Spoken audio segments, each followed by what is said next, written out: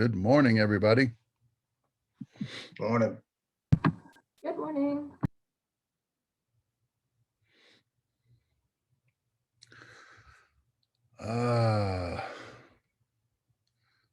Let's see here.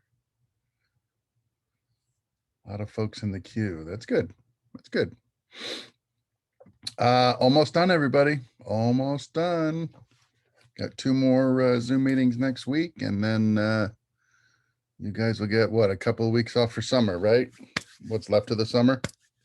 About 3 weeks. I guess we can sort of slowly ease into this class period.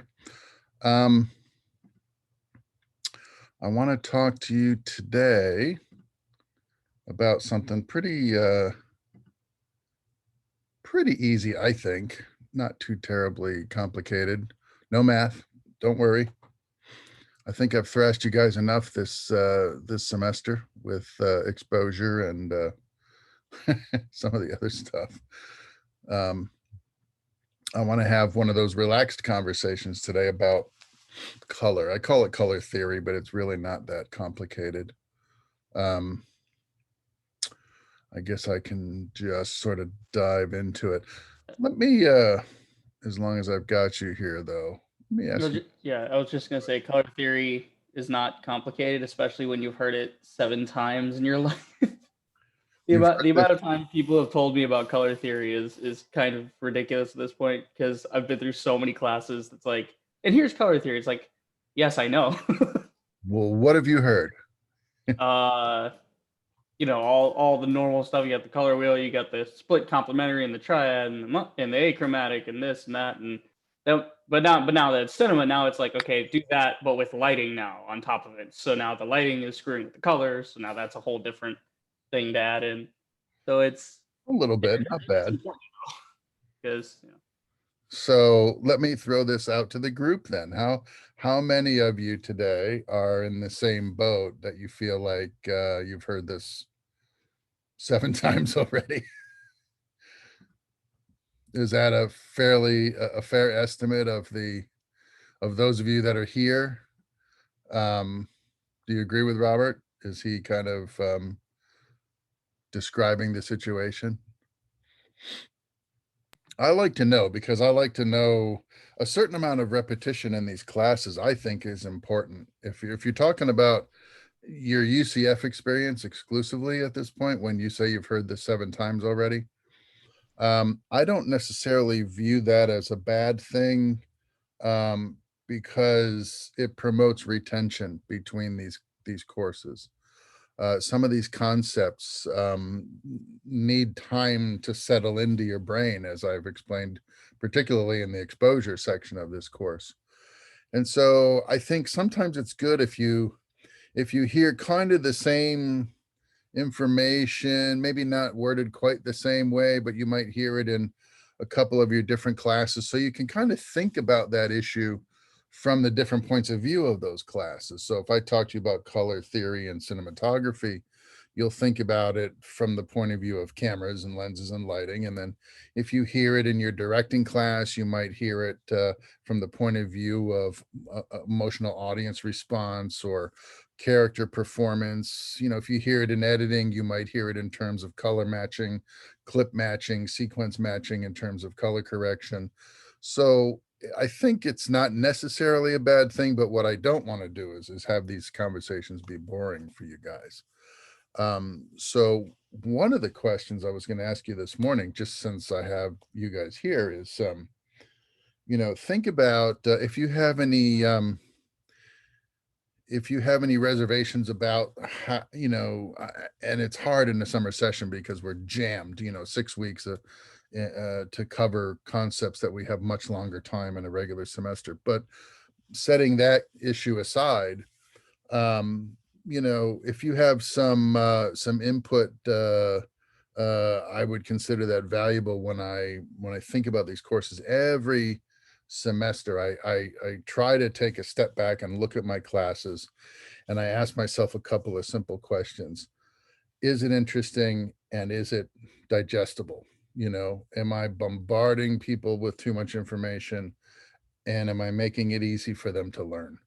And so, you know, if, like I said, if you can set aside the anxiety of this being a 6-week summer session, if you have any input for me that you want to send in an email, I would welcome that.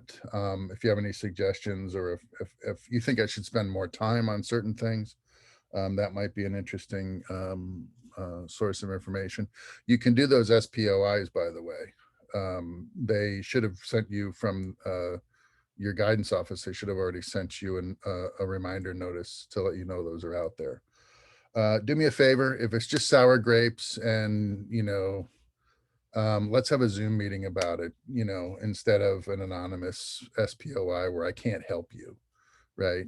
But what I'm looking for is some honest, constructive feedback that I can use maybe to make the course better in the future, make it more fun maybe, or it's hard in an online situation to do as many of the things that I like to do in a face-to-face class, but I'd still like to hear what those ideas are, so that eventually when we get this class back onto the campus, you know, it'll be a worthwhile investment of your time.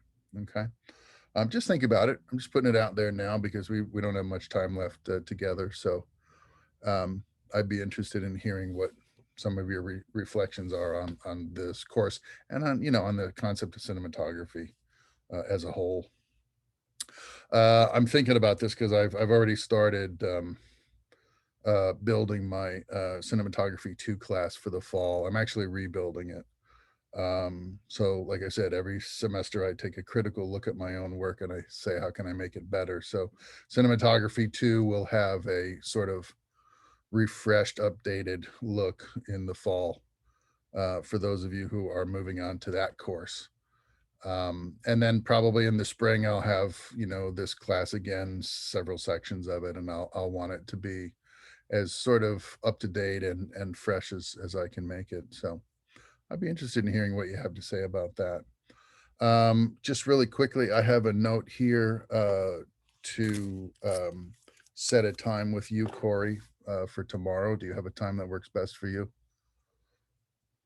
No, honestly, I'm free all day. How about after lunch, like say 1:30? Is that cool? Yep, works for me. So Appreciate it. I'll send you a Zoom invite around you know, around lunchtime tomorrow, and then you can click the link when you're ready, and I'll sit with you for a while. Okay. Okay, 1:30 tomorrow. Yes, sir. All right, thank you. And if something changes, just let me know. Shoot me an email, and we can reschedule that. Yes, sir. All right. Excellent. So let me get back to my big screen and talk to you about what I got planned for today. So I'm not going to get into a real long-haired, deep in the weeds discussion about color. There's just a few areas that I feel like I need to touch on relevant to this class, right? So I want to talk to you about the visible spectrum, talk to you about primary colors, tungsten versus daylight, which is specific to this class, and just talk to you about the Kelvin color temperature scale if you haven't had that conversation already. And if you have had some of these conversations, I welcome your comments and your questions in the midst of this discussion, as always. But let's talk about it. Let's make these sessions feel more about like a discussion than I'm just talking at you and you're sitting there listening and taking notes, right? So let's get started. So here we are. So I picked this really neat image for the what I call my cover photo. But it illustrates a very interesting point, which is our eyes and our brains and our recording media all have sort of different points of view about what color is and what color means. So we have to get each one of those phases of our observational faculty to sort of agree or meet in a common place, so that we get the right kinds of images the way we see them in our mind's eye, right? And this is a picture of an incandescent light bulb. They've rigged it up so that it can be powered up in the photo like this, probably retouched it a little bit, I'm sure. And it looks kind of orange to your eyes, doesn't it? I mean, the picture is a very warm, sort of delicate glow coming out of that filament, and it looks kind of orange, right? Of course, your computer monitor is probably cued to a daylight color balance, like a, you know, you know, because of these retina displays and so forth, they tend to want to be around 6,000 degrees Kelvin. We'll talk about what that means within the context of this discussion. But it's interesting to see that you can look at this light bulb in a couple of different ways. If we were photographing this light bulb ourselves, you know, we could look at this light bulb and we could tell the camera to see it as a nice orange, delicate glow. We could also tell our cameras now in the age of digital to see this light bulb as a neutral white light source and have this whole image just be sort of a, you know, a white, soft white image of a light bulb. We could also tell our camera to see this light bulb in such a way that the output from this filament is looking blue. We can talk to our cameras in terms of the menus and the way we can set it, and we can have that camera see the world the way we choose to see it, or we can tell that camera to see the world as it appears to a neutral, unbiased eye. Okay, and so the interesting thing about color is we can do the same thing with color with our cameras.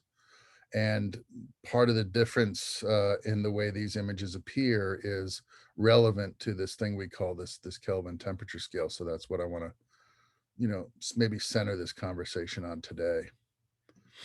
Quick question. In that image of the light bulb, what is creating that light on the what is it, like the screw portion of it, the thread? Because the light bulb itself has got, they're going for the orange glow, but on the top of the thread there's this like white light coming in from somewhere. So I was just I see. caught that and I'm like, what's You mean happening there? like right here Yeah, in that area there, that little white highlight? right. It's a secondary light source. I mean, to get something to appear, and otherwise you got this really inky black shadow right here. Right.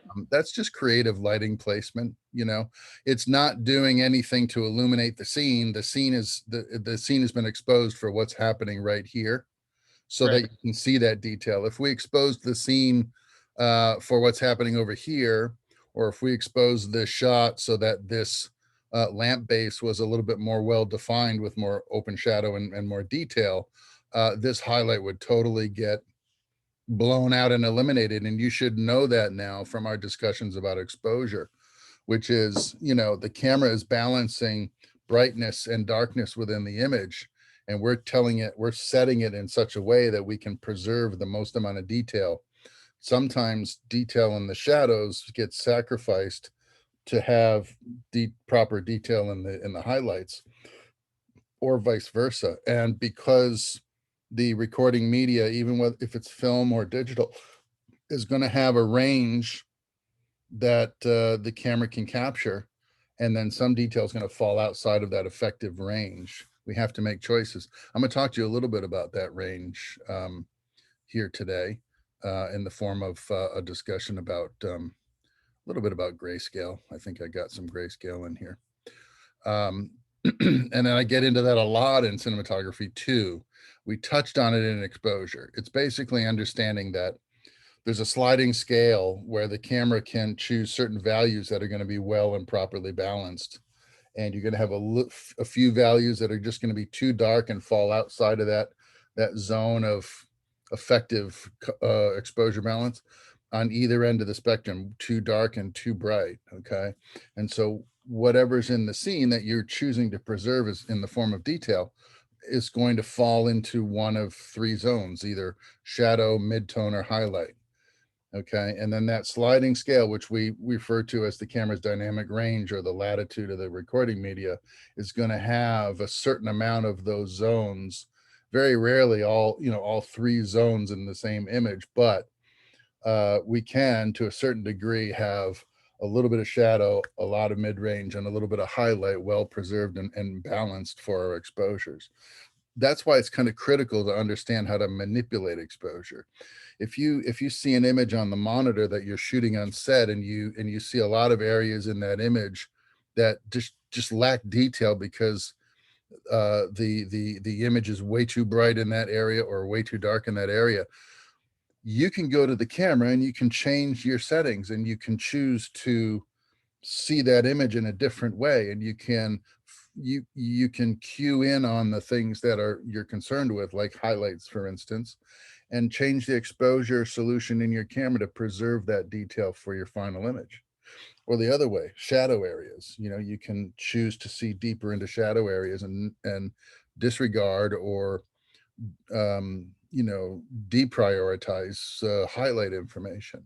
So all of these choices are creative ones that are falling back in your lap to solve, right? And color is adding a dimension to those choices in the way that it renders just from neutral white or warm value or cool value, okay? So that's what I want you to think about this conversation from that point of view today. Here's a interesting detail. It's on the cover of the Set Lighting Technician's Handbook, which I have put on your bookshelf in the Getting Started section of the course, if you wanted to check it out. It's showing you a high intensity discharge lamp. So this is an incandescent bulb you would see in your house. We call it a household bulb.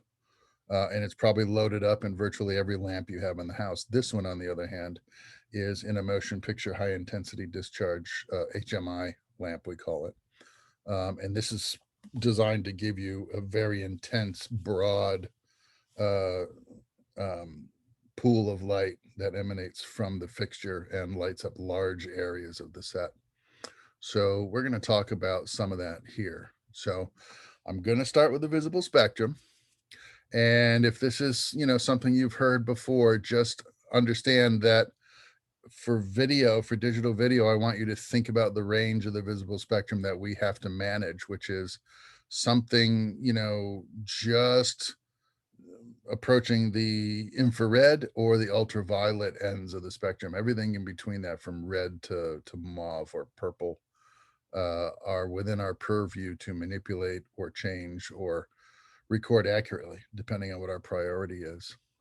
We can measure those frequencies, right? And we can determine where on the entire electromagnetic spectrum our photographic concerns lie, okay? And they lie right here between 400, well, really about 375 to about 720 nanometers on the electromagnetic scale, okay? And why do we care what that is? Well, only, software cares. I point out to folks when we talk about color, they say, well, why do I care what the frequency of green is? Well, you may not care directly, but your chroma key software certainly does care. And the reason why is because your chroma key software is designed to choose an optimal frequency that it can isolate within an image file and then eliminate or change, right? So if you have a green screen, right, that you're using to photograph a person, say walking or Spider-Man, let's say, right? You got Spider-Man on a cable in the studio and you got him against a green screen and you're going to drop Spider-Man against a plate of New York City, right? So you go and you shoot your plate in New York City, and that's all ready to go. And then you're on the stage and you're shooting Spider-Man, and he's just going to do something silly like, walk over and crouch on the ledge of a tall building, or, jump off a building and swing on what does he swing on a web? I was going to say a vine, but that would be wrong.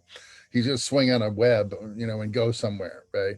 Well, he's obviously not going to do that, 50 stories up off of the Chrysler building in New York. And, we're not even going to do that to scale on stage. We're going to do it against green screen for all of the practical reasons, the logistics of the location, the safety factor involved, the camera placements are limited if you're going to do this for real on location, and on and on and on, right? So you put them against a green screen, you record that action, and now you've got to put Spider-Man on the plate in New York City, right? Well, in order to do that, you have to use a background that the computer can isolate and replace, right? Whether it's to make the background a different color or to completely change the background detail and information from something like a flat green screen with no detail to an intensely detailed backdrop in New York City. Okay. And so one of the ways we do that is we use a color specific background material, which we call a green screen. And it is pretty much 450 nanometers. Well, 450 nanometers would be blue screen. I'm sorry. It's up here in the 550 nanometers. Okay. That specific frequency can be perfectly swapped out by your computer's chroma key software, and then put Spider-Man against New York City and swinging around on a web, right? So if you're doing X-Wing fighters, you're down here with blue screens. You're doing Spider-Man, you're up here with green screens, right? And so chroma key replacement software is one specific example I can give you of why the nanometers is important, right? But does it come up in conversation? Not a lot, unless you're a geek like me talking to other lighting and camera people, and then it might come up more frequently in conversation. But otherwise, you should know it just from the point of view that your software is dealing with it. And sometimes you can help the software by making sure that your green screens are the right color. For instance, any old green wall is not going to give you an effective chroma key replacement from your replacement software plugin, right? If you have just an average or a forest green wall, for instance, that you're trying to use as a green screen, there may be aspects of the color spectrum that get removed by the chroma keying software along with the specific frequency of green that computer is actually looking for, right? And so you might have seen this in poorly cut process shots in really low budget TV shows, right? Where a portion of the person's clothing appears to have been cut out by the chroma key software, and you get these really strange looking edge artifacts on somebody against a background plate, and you go, oh, that's green screen. I can tell right away that's green screen, because they got a bad matte cut by the software because the color of their screen was probably not correct, or they didn't light it properly enough to get a really good replacement from the software. So this is why we're worried about what these numbers are, and we're just being mindful of them, but we don't have to really manage them necessarily. The manufacturers who make green screens now are hip to this problem. They didn't used to be a long time ago. And so like if we were painting a site with green paint, we had to make sure we got the right swatches and frequencies so our cameras would work effectively. But we've kind of ironed that out over the past 15 or 20 years to the point where now we just want you to be aware that this is what it is, but it's, beyond that, it's not going to hold much sway in your day-to-day decision making in terms of composition and framing and stuff like that. If I just backtrack a little bit to make sure I haven't missed anything. So we got this understanding of light started with Isaac Newton back in 1665 when he was playing with the color prism, the glass prism, and he noticed that white light actually was comprised of several different frequencies, and that if he passed white light through a prism, that he could separate those frequencies into their individual color bands. Can you guys hear me okay? Do you guys hear the lawnmower outside my window? Okay, because that's really distracting, and I asked them not to come this early. So if it gets much worse, I'm going to have to step away for a moment and have them come back later. Okay, so yeah, so Isaac Newton is separating the white colored light into individual color patterns. And then he understood that he could reverse that process. So he took colored lights and he shined them through his prism, or he took two prisms, I think is what he did.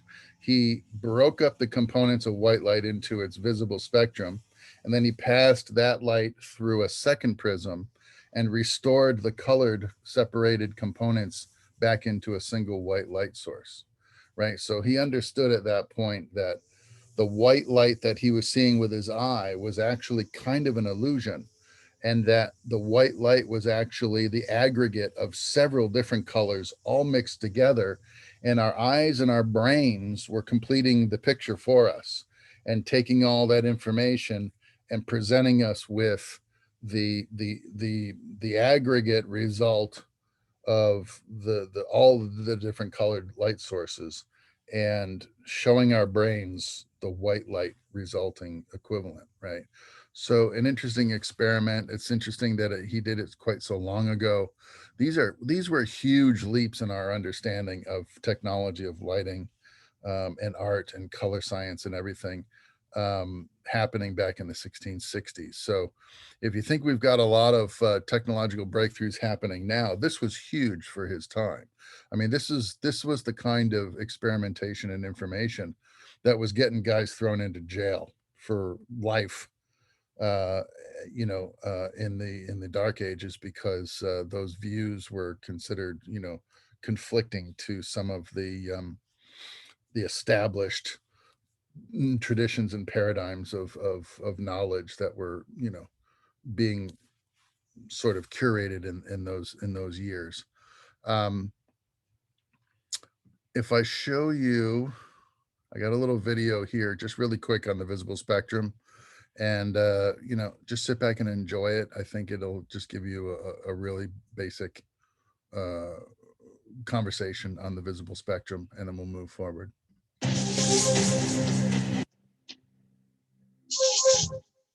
All electromagnetic radiation is light. Visible light is the only part of the spectrum you can see. For all your life, your eyes have relied on this one narrow band of EM radiation to gather information about your world.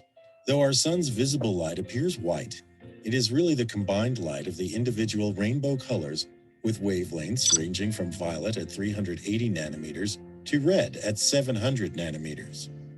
Before Isaac Newton's famed experiment in 1665, people thought that a prism somehow colored the sun's white light as it bent and spread a sunbeam. Newton disproved this idea by using two prisms. To show that white light is made up of the bands of colored light, Newton used a second prism to show that the bands of colored light combine to make white light again.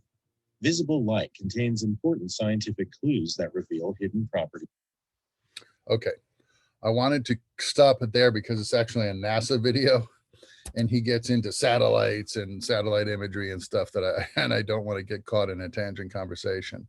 But he's basically just sort of mirroring the conversation we're already having about the components of white light, and how we can choose to perceive them. So the camera is an electronic imaging device, right? The camera is not an AI. It's not a brain that has conscious emotional processing. It's only hard data processing, right? So the cameras they see light a little bit differently than we do with our human eye. There's no reinterpretation, no emotional reinterpretation of information that's entering the camera, right? We do that up here in our human brains.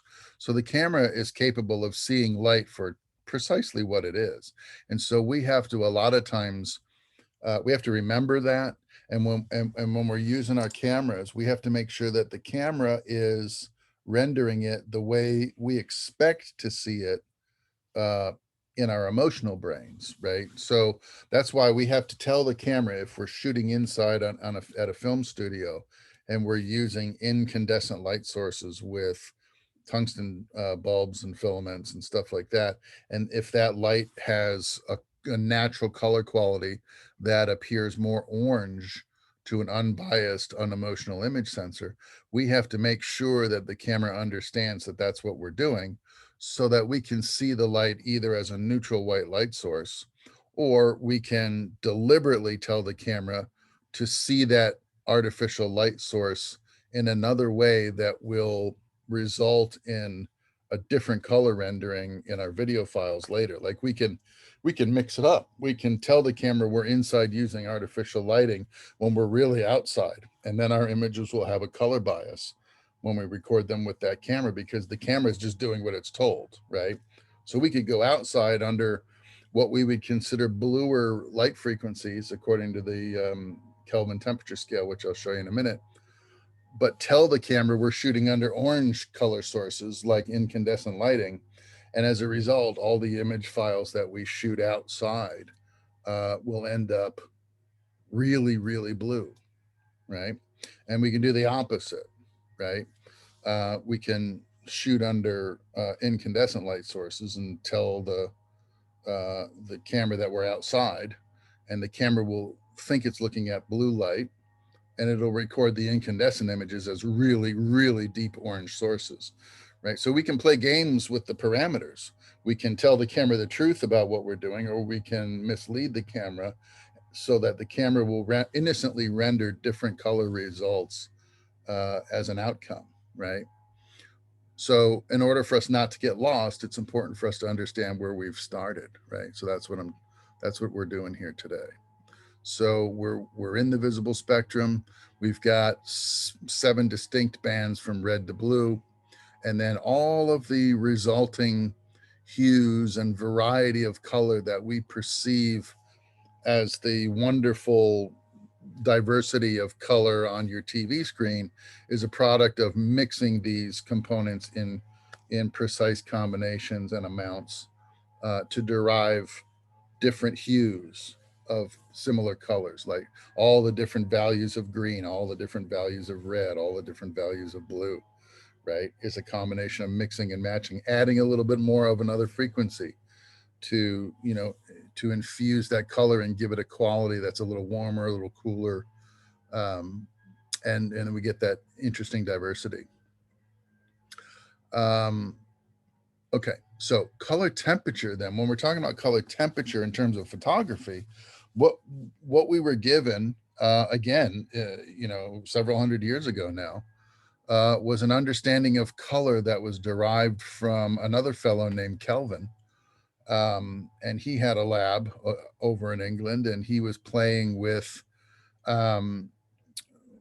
metal components that he was superheating.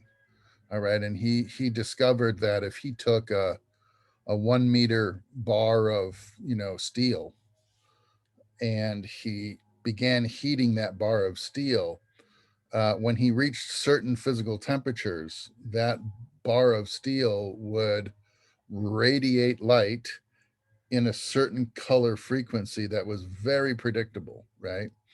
And so what he was doing was he was determining the reality of superheated matter within the context of absolute zero, which is no molecular activity taking place at all, and then the average molecular activity that takes place in a physical object. And when you heat that object and the molecular activity gets excited, what you end up getting is a radiant light source that will have a certain color based on how physically hot that item is getting. So he took that bar of steel and he kept heating it up and heating it up. When he got to about 3,200 degrees, that bar was glowing nice and orange like this light bulb. Okay. What you have in a filament is, in effect, the friction of the electricity running through a resistor, which is a filament, and the friction of the resistance impeding the flow of electricity is what's making that filament glow red hot. If you take your hands and rub them together, the longer you do it and the faster you do it, the warmer your hands get, right? So you can imagine electricity in its alternating current and its sine wave is almost like the way that wave is undulating in terms of the electrical flow is a lot like your hands getting rubbed together. And the more you rub them, the warmer they get, right? And if you were conceivably, if you were able to rub your hands fast enough, hard enough, and long enough to where they burst into flame and started radiating light, they would start at the orange end of the red end of the spectrum, and they would proceed through the colors from red to orange to yellow to white to blue. Okay. And so that was the essence of Kelvin's experiments was, what's going on when I superheat this bar of steel? It's turning colors, right? The hotter it gets, the bluer it gets, indicating somehow that, there was a relationship happening here. Now, when you go outside, obviously it's not 6,000 degrees outside, right? It's normal temperature outside, right? But the sun has, arguably a blue quality to it. And the way you can test this theory is if you stand inside your house in the late afternoon, let's say, when the sun is, shining through, say, one set of windows on one side of your house, and you look through the windows that show you the opposite view out the window, and you can see just outside in the daylight, and then turn the lamps on. Let's say if you do this in your living room, turn the lamps on in your living room, and then look out the window, right? Your eye's going to have to make a choice. Your eye can't show you all of that color balanced properly as white neutral light sources. It's either going to balance for what's outside the window, or it's going to balance for what's inside the room. So if you train your vision out the window, you'll see the outside daylight as normal white light, and you'll see in your side eye or in your periphery, the lamps in your living room are going to look really orange. And if you turn your gaze towards the lamp in the living room and you set your gaze long enough so that your brain and your eyes will readjust to the color of that lamp, and then in your side eye, notice that the window has a real blue quality to it. Okay, you can do this with your eyes. You can sort of trick your eyes and get some sense of the difference in color between the indoor color quality and the outdoor color quality. But it's not 6,000 degrees outside, right? It is at the sun, but the sun is 93 million miles away, right? So by the time all that heat reaches the earth, it's at a reasonable temperature to where we can walk outside and bask in the light produced by the sun, but not get burned to a crisp by the temperatures, right? So this is real. So it really is kind of a heat or temperature condition, but we're talking about sources that are really, really far away. Now, when we talk about a daylight balanced light source on a film set, if you stand, 20 feet away from an 18K HMI, are you going to get burned to death? No, you're not. But if you were to try to grab that bulb with your bare hand when it was ignited, yeah, you're going to burn your hand significantly. It's going to cause you a lot of physical harm. So we are talking about physical temperatures, but that's really kind of a tangent part of the conversation. We translate the concept of color temperature into red or blue light, so we can think about it in terms of our photographic rendering possibilities. Okay, does that make sense to you? And if we understand that indoor lighting tends to be balanced towards these warmer visible frequencies, and that outdoor lighting tends to be more on the bluer or cooler frequencies, that's really the basis for the Kelvin conversation. That's really the gist of it, essentially. Okay. So here again is a color scale, but now I'm showing it to you in terms of temperatures, and I'm giving you a sense of the point of view of Kelvin concepts in a strictly orange and blue context, right? So here's your visible spectrum, and understand that light can be comprised of many different components. But if we just focus on the two in terms of our standardization, we're either on the warm end of the spectrum or we're on the blue end, the cool end of the spectrum. Yes, there's a lot of stuff in between, but these are the extremes, red and blue, for all intents and purposes. So we can start thinking about that in terms of Kelvin temperature scale. And we can say the bluer frequencies are up here in the 6,000s, the 5,000s, the 7,000s. And then the red color frequencies are down here in the 2,000s and the 3,000s, right?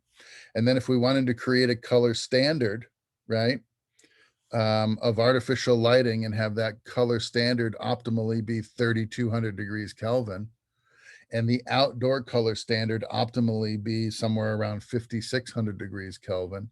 Now we have two benchmarks, 2 points of orientation that we can think about our light sources, whether artificial or natural light sources, what end of the spectrum they preside on, and then roughly where they are in terms of the benchmarks, right? So daylight outside can appear warmer in color, like at sunrise and sunset, or it can appear very harsh and very blue with a lot of UV component at high noon, right? You ever notice how high noon sunlight has a very harsh quality to it, and that the light seems softer and more endurable at sunset because it's warmer in tone and in color value? Have you noticed that? It's all considered daylight, but some of it is warmer daylight and some of it is cooler daylight, depending on what time of the day it is. So the value in those particular instances might be a little more or a little less than 5,600, but we still think about it as daylight. And if we understand the benchmark as 5,600, then we can say the sunlight at 10 o'clock in the morning is about 5,000, and the sunlight at around 1:30 in the afternoon in Orlando is around 6,500, right? And then we'll know that the camera, which is using 5,600 as its benchmark, as its daylight preset, if we're at 1:30 in the afternoon shooting outside in Orlando, we might want to throw a warming filter on the lens that'll restore the balance back to around 5,600. And the warming filter would be something that is slightly orange, right? Because if we got a lot of blue frequency in our light sources, the way to calm that blueness down, in essence, would be to put a filter on the lens that might be, you know, slightly warmer than the actual color temperature, so that we could restore a little calmer frequency to that light, right? So a warming filter might look like this one here is an 81A from Koken. So this is a cut resin filter. And if I show you what it looks like against my card, you'll see. So here's my white value, right? Coming from a source that's balanced at 5,600 Kelvin, right?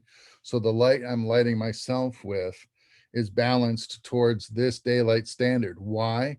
Because my Apple onboard camera and my screen is balanced at this end of the color spectrum and the blue end, right?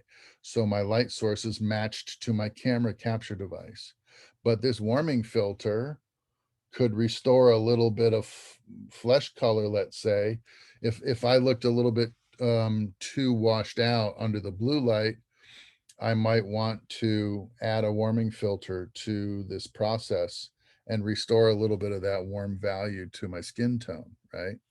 So this is using a filter concept and a color theory concept to talk to you about the importance of light sources and the color that they are truly, the camera that you're using, and the preset that it is that you've dialed into it, and making those values match so that your color file, your video files look properly balanced in terms of exposure and in terms of color rendering, right? So, but a warming filter is a nice thing to add sometimes to just give your image a little bit more of a natural look to it and not too harsh. I think blue light is very harsh.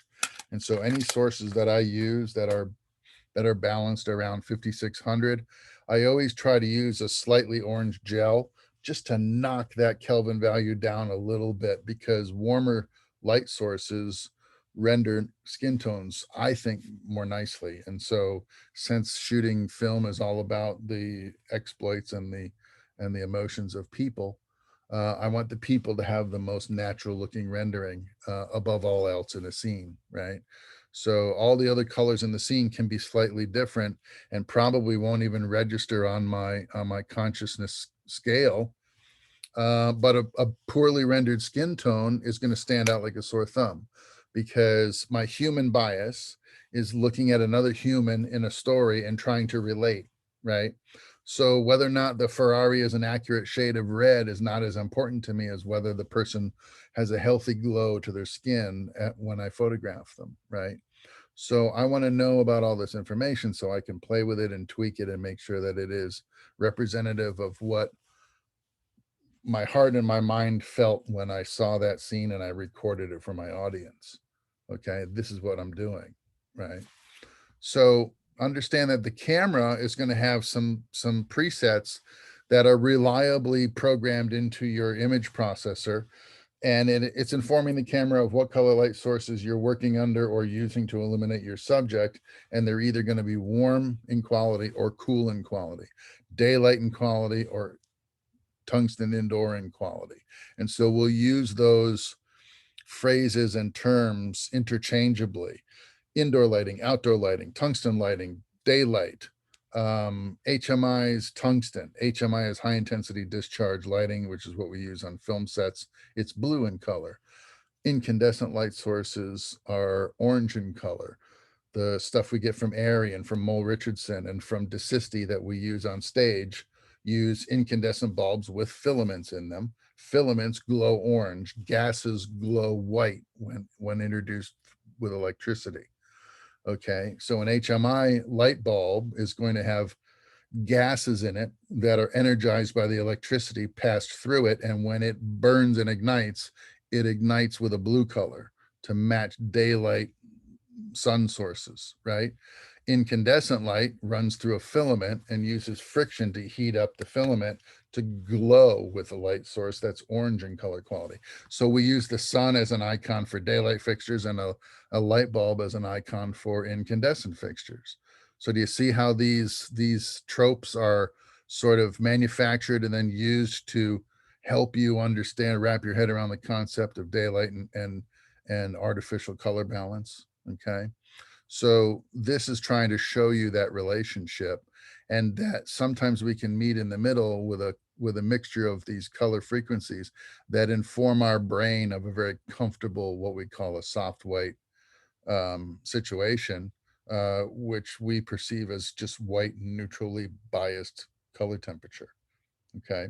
And the scale that we're concerned with, the scale that makes most sense to our camera, starts at around 1900 degrees Kelvin.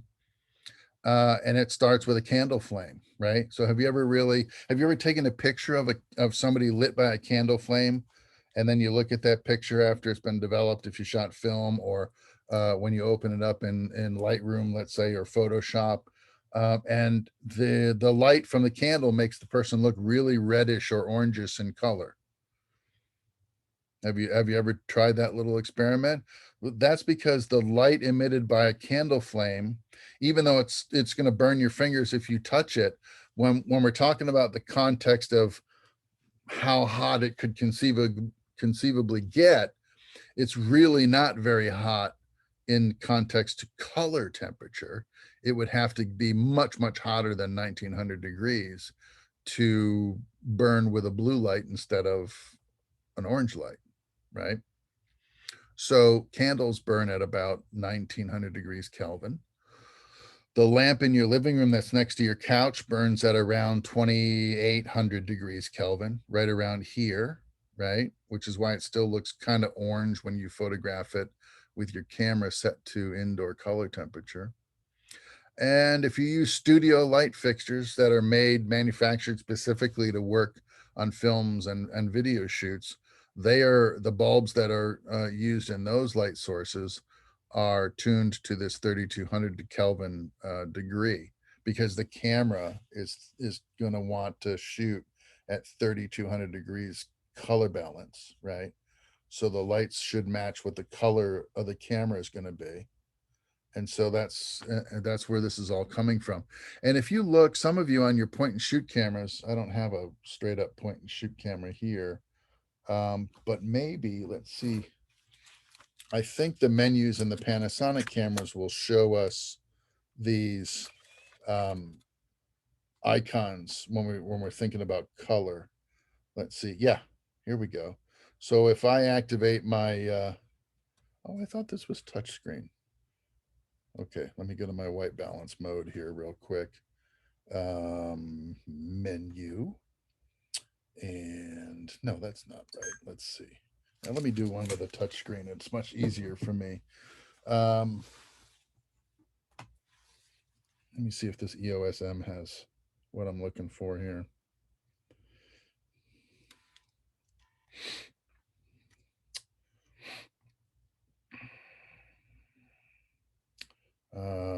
Let's see, quick menu, color, automatic white balance. Yeah, okay, You see all these little icons on my EOS M when it's asking me what color balance do you want to select? I've got automatic where the camera can decide for me, or I have a sun for daylight, right? I have a little house that shows a little shadow on one side. That's indicating that that's a much bluer color than open sun. For inside, I've got cloudy day color balance. I've got indoor color balance with a light bulb.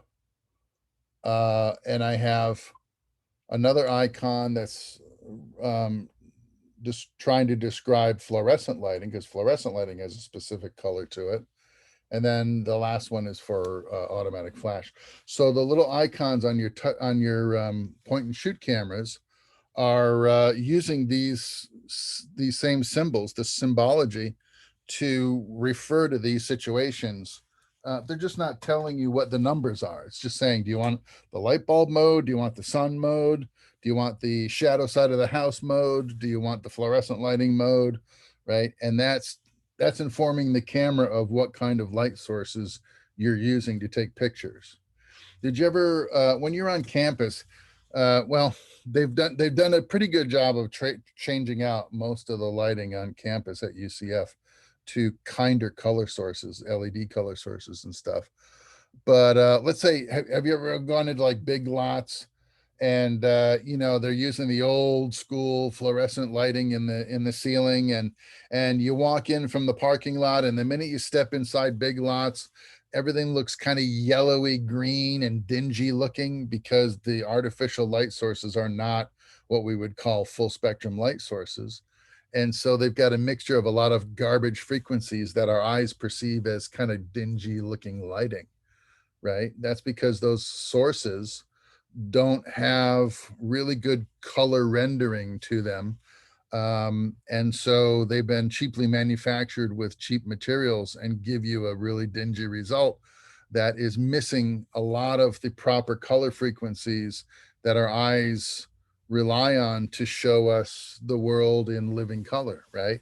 And so we perceive fluorescent lighting as an impure, incomplete color source, because it's has a lot of green frequencies and a lot of yellow frequencies, but it's missing a lot of the critical oranger, warmer frequencies like red and orange, and some of the higher frequencies of blue and violet. So it's an incomplete color spectrum coming out of a fluorescent fixture.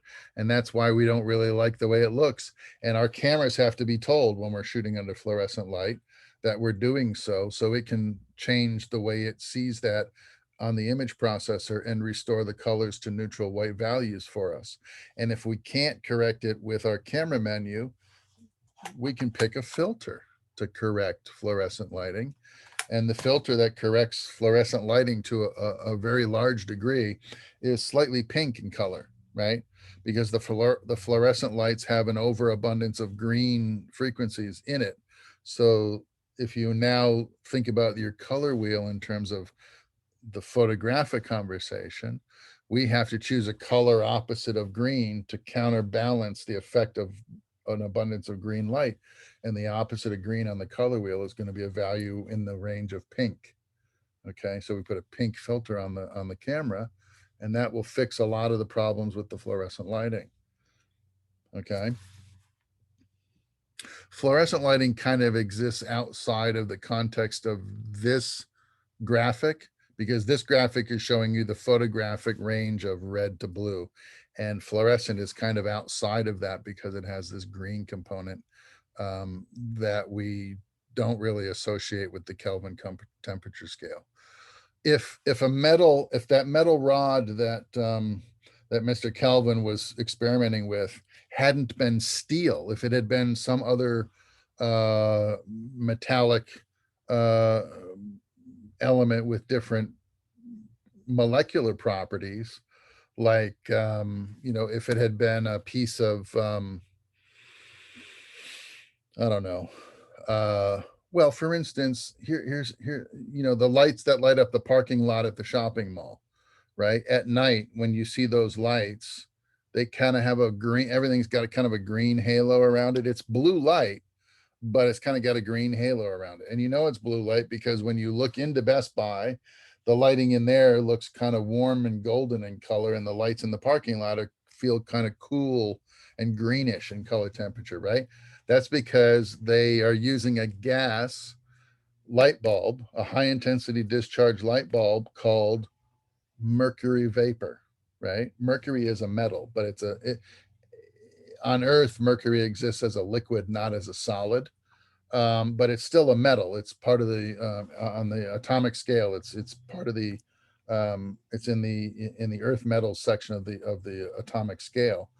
And so when you use it as a precipitate or a component of a high intensity discharge lamp, and it exists as a mist inside of a gas jacket that gets ignited by electricity, when that light burns, it has a green color component to it because the mercury metal molecularly, when it burns, has a green color quality to it. All right. Our incandescent filaments are made out of tungsten, which is a hybrid steel component. And when you burn steel, it burns orange in color and increases from orange to white to blue as it gets superheated. So if Mr. Kelvin had been experimenting with anything other than a steel bar, our concept of a Kelvin temperature scale might have been very different. So it's kind of fortunate for us that he chose the steel bar, and that as a result of that, the folks that developed the light bulb used steel filaments to use to create electric light bulbs. Otherwise, our world might have been very, very different. But that's a little bit of a tangent conversation. But anyway, so that's why the fluorescent light is outside of this context of the graphic a little bit, because it has that green component to it that we don't think about very often, but can be a problem if we go into a bank to try and shoot, or a mall, or a department store. Those light sources may be kind of ugly. In fact, I was at campus yesterday and I was walking through the hallway by the editing suites in the film department, and those fluorescent fixtures haven't been changed out for the new LEDs yet. And the fluorescent tubes were kind of green and yellow in color. And I was talking about how we would have to gel those to shoot in that hallway for one of my lesson plans in cinematography too. And so that's a classic example. You walk into an older public building and they're lit with all these cheap, ugly fluorescent tubes that, when they were first invented, 70 years ago, it was really neat because they were the cutting edge technology at the time.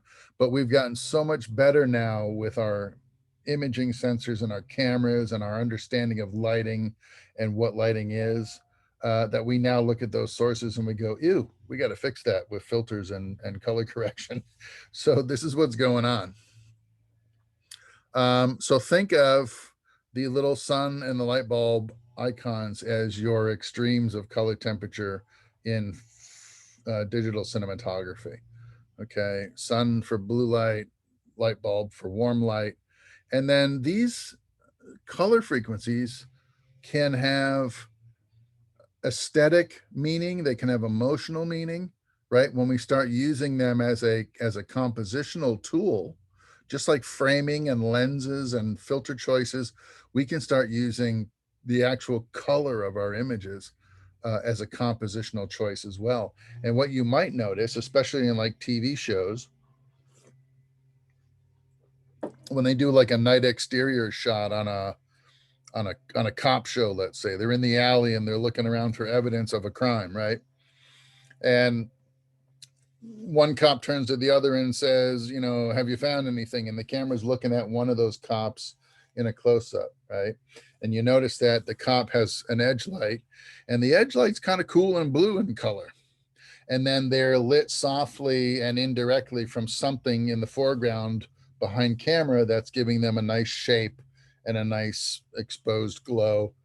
But it's warmer in color quality. You can see the disparity between those two color values on the same subject, kind of like what we're doing here.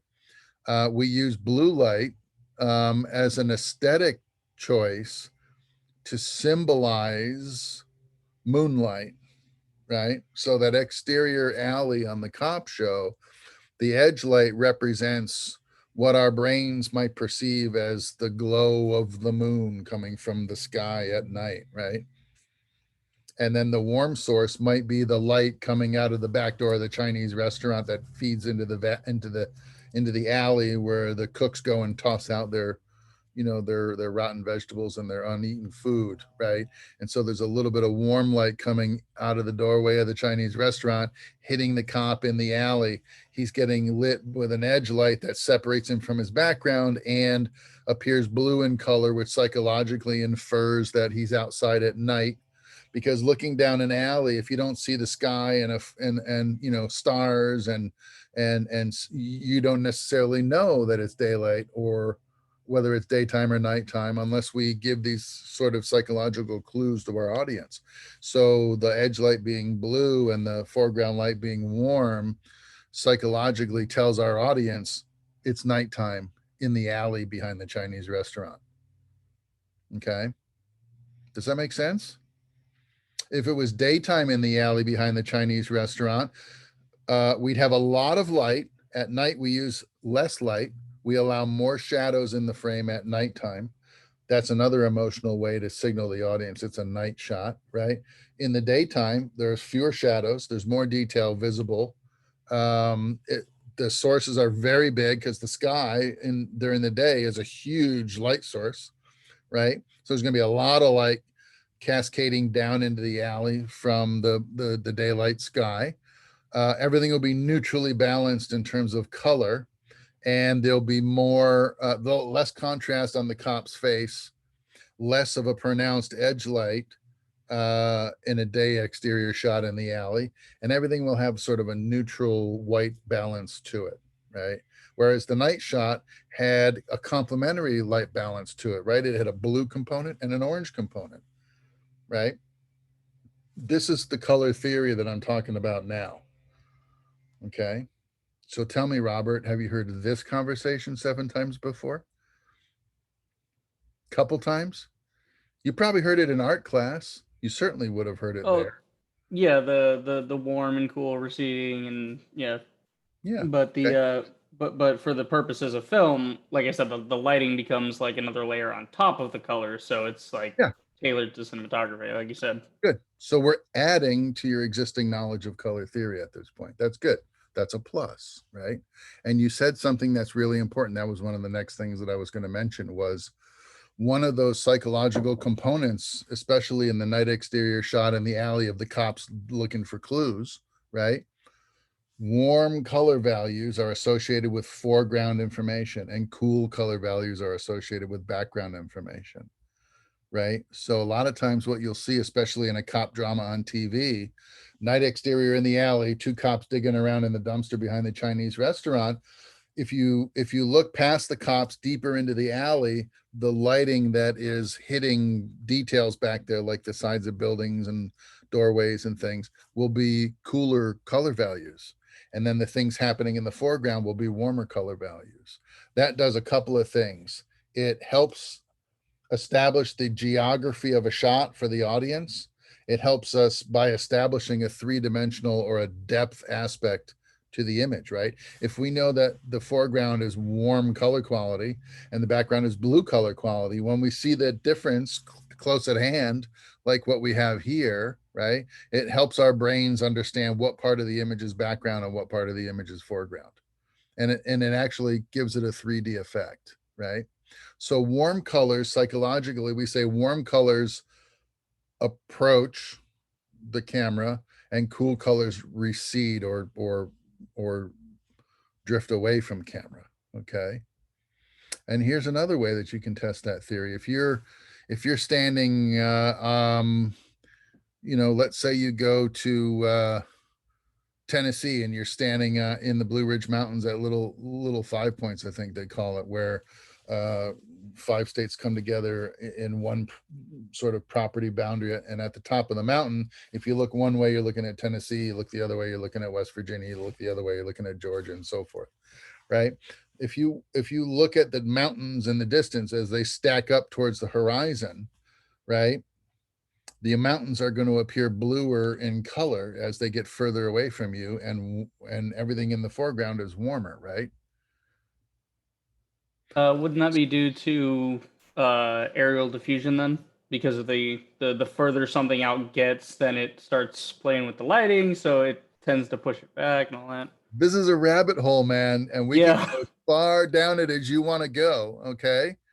Astronomers and scientists will call that a Doppler effect. So, in other words, frequencies that are projected away from us have the waves emitted from that source have a longer waveform as they're stretched out as that source is moving away from us, and as that source is moving closer to us, the frequencies being pushed ahead of that image have a shorter frequency trough and therefore appear cooler in color. And so this is how astronomers know if a celestial body is moving towards the earth or moving away from the earth. If it's moving away from the earth, it'll have a red shift. If it's moving towards the earth, it'll have a blue shift. So that's how they can tell you, oh, that star is older than the planet Earth. Why? Because it has a redder color quality to it when we see it through a telescope. And if it's bluer in color, it's probably closer to us, right? And it's moving towards us, not away from us. Okay, so we can go down this rabbit hole as deep as you want to go, but it's kind of dangerous because it takes you away from the root of the conversation, which is simply the emotional relationship that we have with color as an audience, and how we perceive images as an audience, and how we create a three-dimensional sense of composition with our images by using color as a way of separating foreground and background. Well, well, speaking of the emotional response, I actually had something from earlier that you mentioned on the whole Kelvin scale, daylight versus tungsten, all that. I was wondering if daylight is coded to blue, right, or to that, 6500, whatever, then why in most films would you have these arid desert scenes, a lot of westerns and whatever, that have these, they in order to make it look hot, right? It's dry, it's hot, it's full of sand. To do that, it's usually got that yellow shift in it. So that then your brain starts associating, well, yellow is the color of sand, so it's dry, so it's, like, how does that relate to the whole lighting thing? It's the dichotomy of color theory as expressed emotionally or scientifically, right? So if I said to you fire, what color comes to your mind immediately? Orange. If I tell you ice, what color comes to mind immediately? Blue. Blue, right? And that's the opposite of what I've been telling you about, right? Right. I'm telling you a steel bar that's superheated turns blue and emits blue light, right? Then why is ice blue and ice is cold, right? That has more to do with the molecular structure of water than it has to do with heat. Okay. And so if we're using oranger values to symbolize the heat of the desert in a shot, for Lawrence of Arabia, let's say, a lot of that has to do with the components within the frame. And one of the principles of lighting that we study in art and in photography and cinematography specifically is the notion that any light source, once it's introduced into our set, right, if it bounces off of a surface and reflects into the camera, it's seen by the camera, the color quality of that light will take on part of the color quality of the surface it is reflected off of. Okay, so if sand is brown in color and white light bounces off of it, then it's perfectly logical to assume that the reflected light coming off the sand that we see in our camera is not white light anymore. It's something like orangish in color quality because it has reflected off of a surface that has a warmer color value to it. I was just thinking about this yesterday because I went on campus and I was in one of the bathrooms and I was washing my hands and I had, I had my mask on and, it's a different colored mask. So it was colored purple. And so I saw this purple hitting my face and I'm like, wait, this is all white light beaming down on me. The walls are like this blue or whatever. Where is this coming from? I'm like, wait a minute. It's a very slight purple. So I realized the light must have been catching my mask, bouncing it off the mirror, and then back to, and I'm like, that's nuts, because it's such a small piece of it, yet it managed to, hit my forehead and everything. I'm like, there's this purple tint just to me, not the rest of the scene. I'm like, how does that? Yeah, I was just considering that yesterday.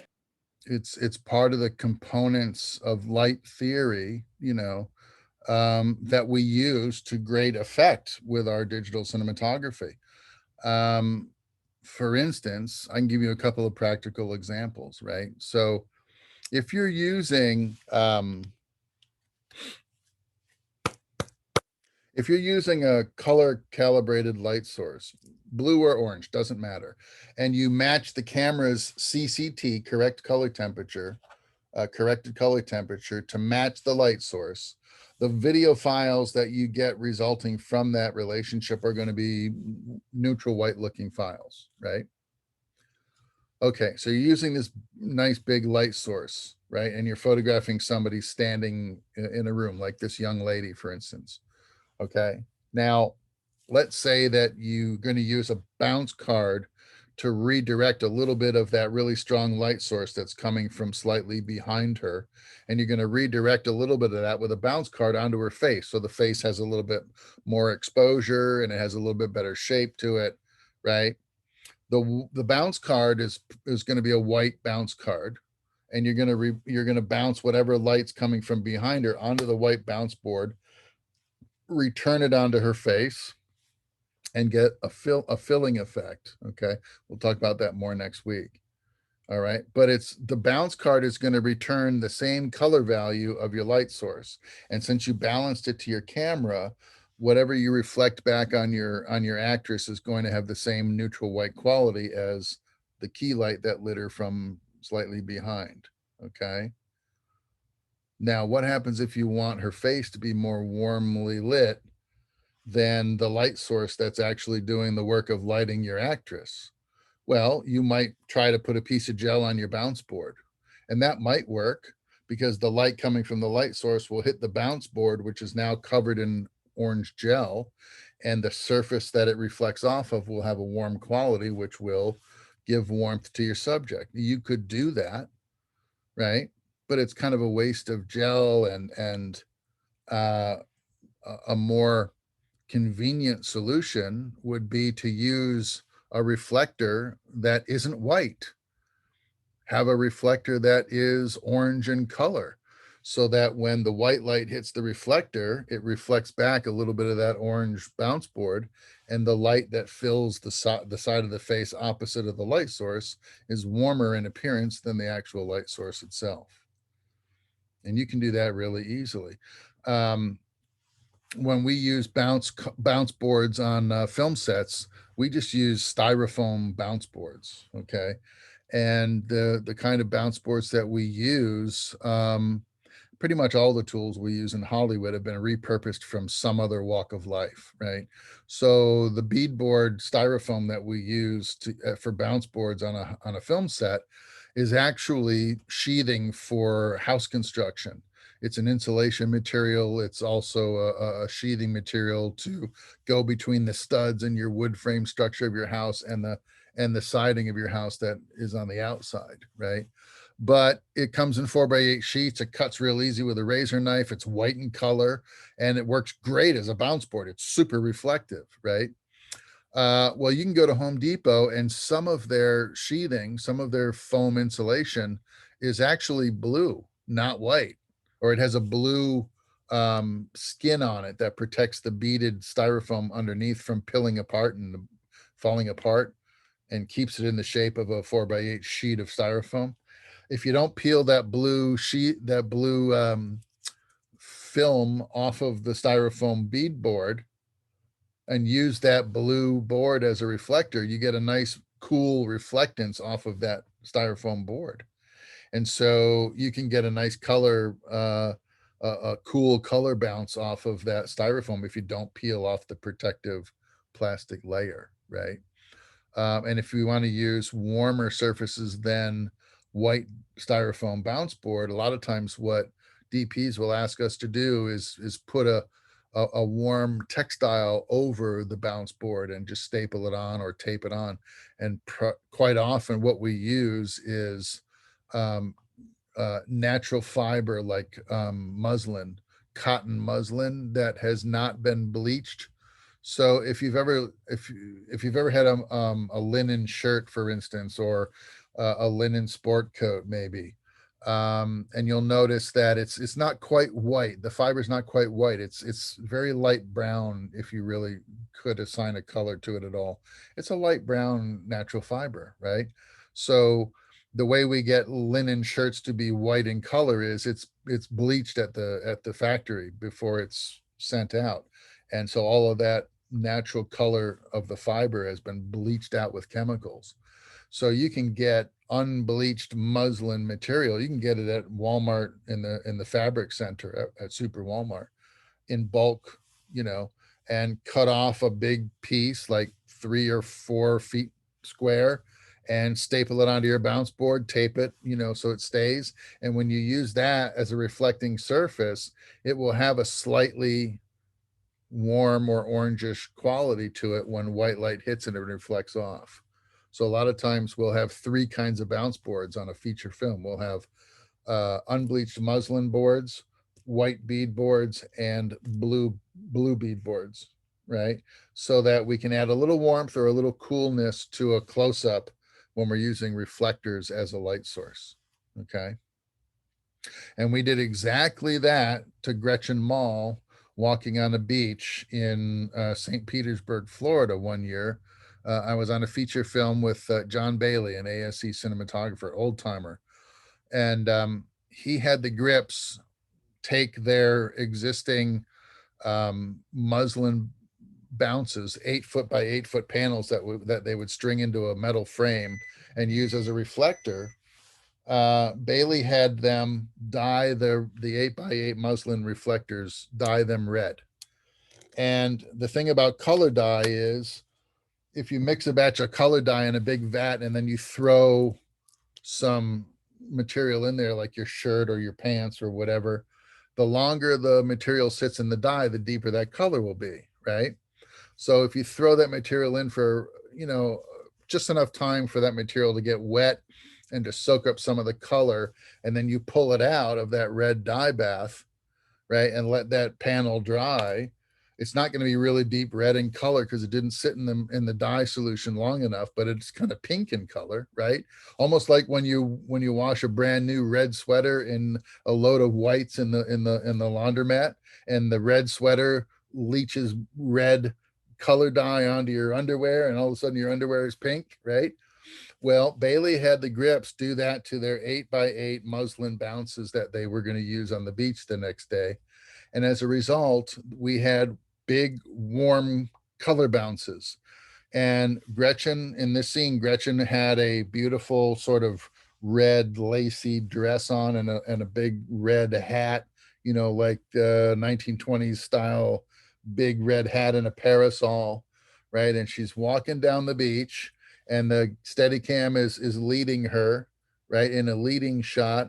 And because she's got this parasol and this nice red dress and everything, the sand is still kicking up all this white light from the sun, and the sun is being used as a backlight. So the grips now have this red dyed reflector, and they're kicking back some warm bounce into her face, so that all of Gretchen's fill light, bounce light coming from the point of view of camera, it has this warm quality that's making her face look very fleshy and healthy, and it's calling into question the red dress and the hat and the parasol, and it's a very emotional color response to a simple lighting scenario using a bounce board and the sunlight as our light sources. But we washed the bounce board in a red dye bath and made it pink so that it would reflect back pink light instead of white light. And that gave her, because Gretchen Mall's complexion is very, very porcelain, right? It is the only way I can describe it. Her flesh is very white and luminescent, right? And it can make her look like a doll, or it's hard to describe. So having that pink reflected light returning on her face all instantly infused her whole face with a warm, inviting, healthful vitality, which works when the director is trying to get the audience to fall in love with his actress, right? If we want to see that person as a romantic ideal, right? We're not going to show them in contrasty, hard blue light with shadows, and we're going to see it in warm, inviting light, right? Because the idea of warmth, emotionally, we associate warmth with the colors orange and pink, right? And so it's inviting, and we want to infuse that into the image psychologically while the audience is being told a story and the actors are performing that story, and we're getting the essence of a narrative, but psychologically, visually, the camera is saying, you need to love her now. Here she is, right? And so this is how John Bailey uses color to solve a problem of nonverbal communication with the audience, where the audience must feel romantically towards Gretchen Mol at this point, right? It was a love story. So this is kind of where you can take this if you really want to. You don't have to, you know, it's a lot to take on when you're thinking about all of the stuff you got to worry about on the set if you're a cinematographer, but it's the kind of thought experiment you can do in pre-production weeks ahead of principal photography, and plan to do these things when the day comes to shoot on the beach. Have your grips, you know, 6 weeks before production starts. Tell your key grip to make sure that when you guys are going to the beach that day, that you're going to have some warm color panels to bounce with instead of the traditional white ones. And that's part of what we would do in prep as a cinematographer, is think about these things well enough advanced that we can plan for them, equip ourselves appropriately, and then have that stuff on hand when the day comes. As a result, our package can look very diverse, and we can add, that's one of the reasons why we have so many lights on a lighting truck for a motion picture, right? Some of the lights have daylight balance properties. Some of the lights have incandescent indoor color balance properties. Some of the light sources are hard and contrasty. Some of the light sources are soft with low contrast output. Some of the light sources are very broad in the way they throw light onto the set, and some sources are very narrow and focused the way they throw light onto the set. All right. So depending on what we want that light to do, might determine what it looks like, how big it is, what its shape is, what the bulb is inside of it, right? All of these different things. So we end up with a package that has all these different fixtures in it. And you might ask yourself, why do you need so many lights? Well, because each one of these lights does something a little bit different than the others. And so we have it because of its unique quality.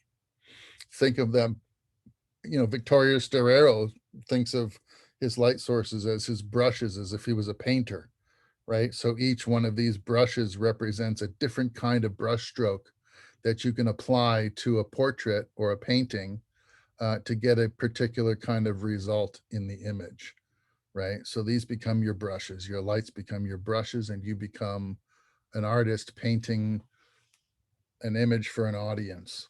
Painting with light is how Vittorio Storaro refers to this, and he is an Academy Award winning cinematographer. He's shot so many things in his career. Many of them you might have seen. You should go to IMDb and look up Vittorio Storaro and take a look at his filmography and see how many of his movies might be on your own viewing list. We have tools that we can use. If we don't know from information on the box, or if the lights aren't already labeled, or if we're testing the accuracy of those colored lights in, let's say at the rental house, when you're renting these lights and packing them in a truck to go and shoot a movie, we have tools available to us that can let us know precisely how that light is performing in terms of its color balance. And I have pulled a couple of frames off of my handheld spectrometer. Sometimes we call it a color meter. And I have it here, unfortunately. See if I can get it out without making a huge mess. Here's one.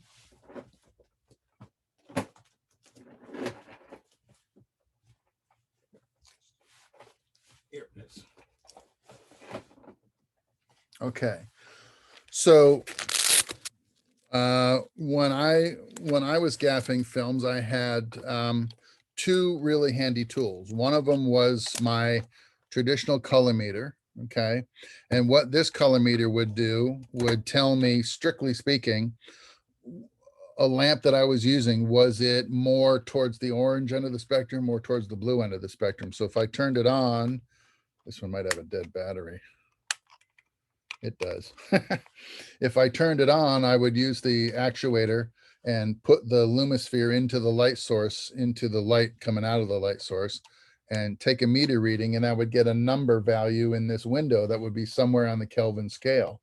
And you can see here, I can tell the meter which end of the scale I'm hunting around in, whether it's the orange end or the blue end.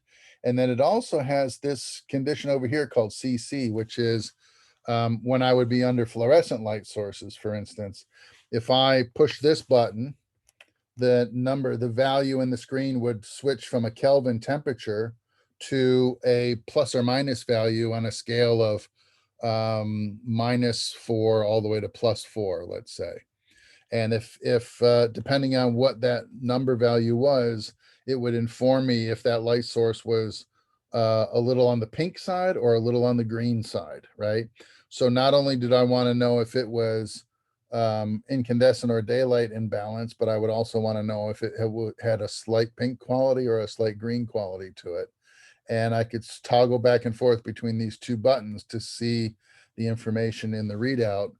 And that would help me if I wanted to apply colored gels to that light to correct the output, for instance. Then my other really super handy tool, which came around several years after the invention of the color meter, was my, where's the on button? Here it is, was the color spectrometer, okay? And what the spectrometer does is it reads the total emission value from a light source and tells me what the output spectrum looks like, right?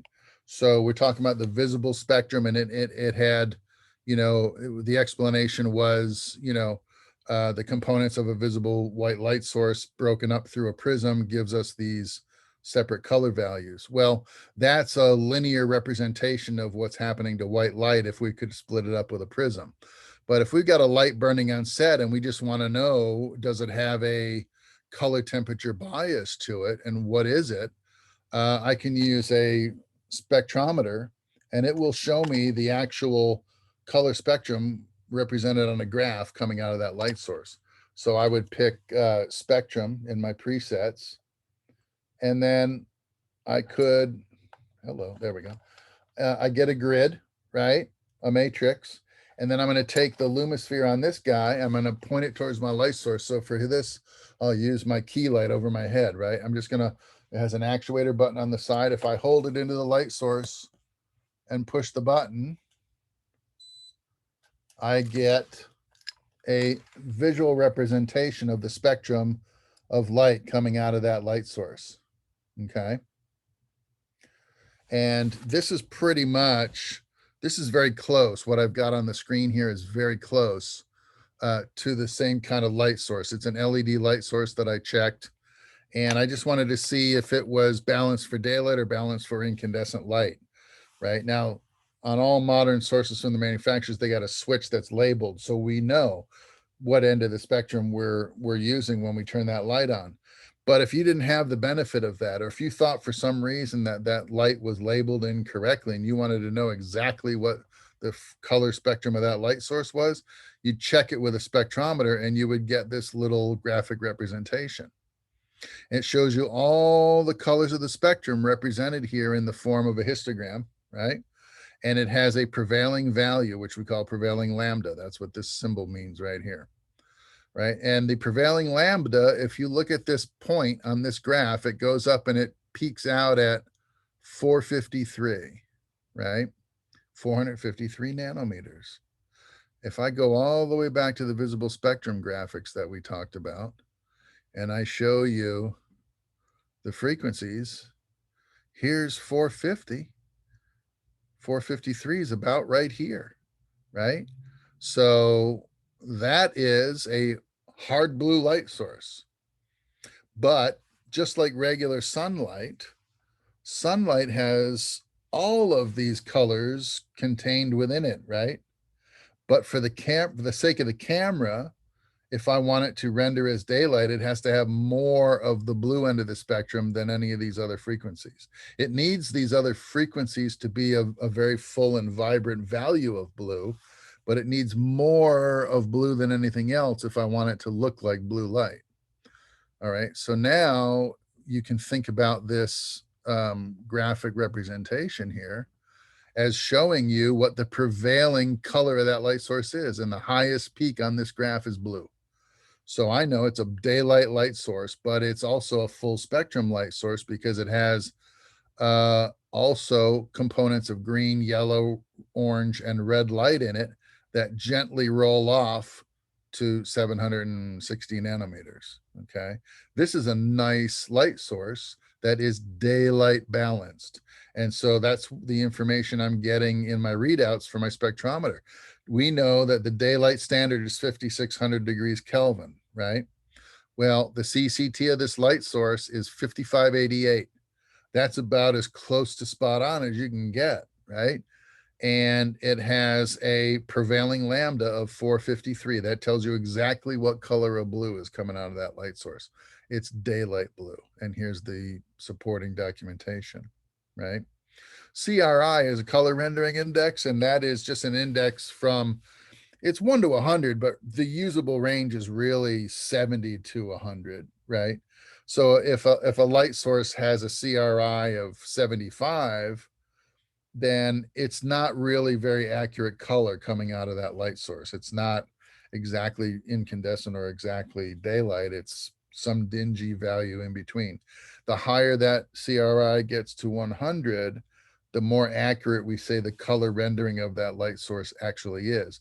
The more accurate your color sources, your colored lights are, the more accurate the CCT of your lights are, the more compatible they become with your digital cinema cameras and require less color correction in post-production. Okay, that's the direct correlation, less time in post correcting the color quality of your images. All right.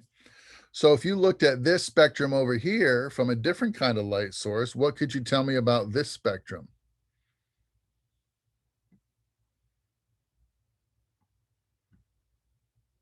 If I just move this over. What can you tell me about this light source? Anyone want to take a stab at it? Is it shot during the night?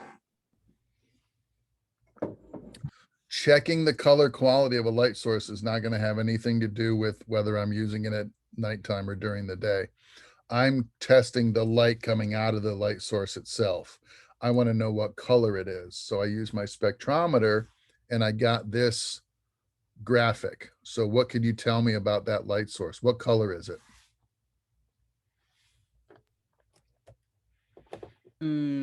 Somewhere in a more yellow orangish range, something more.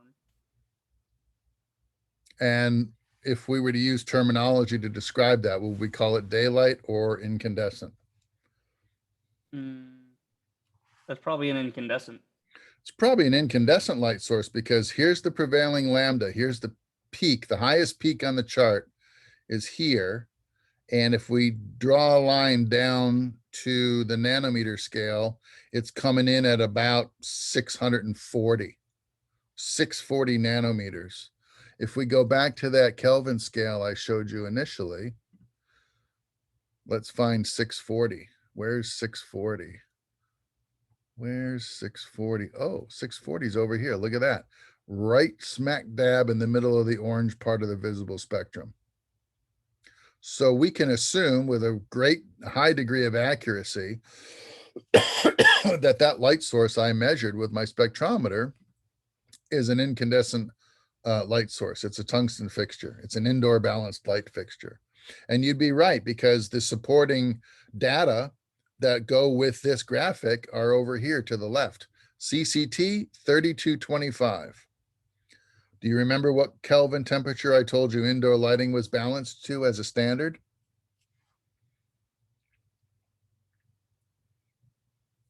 I gave you 2 Kelvin numbers.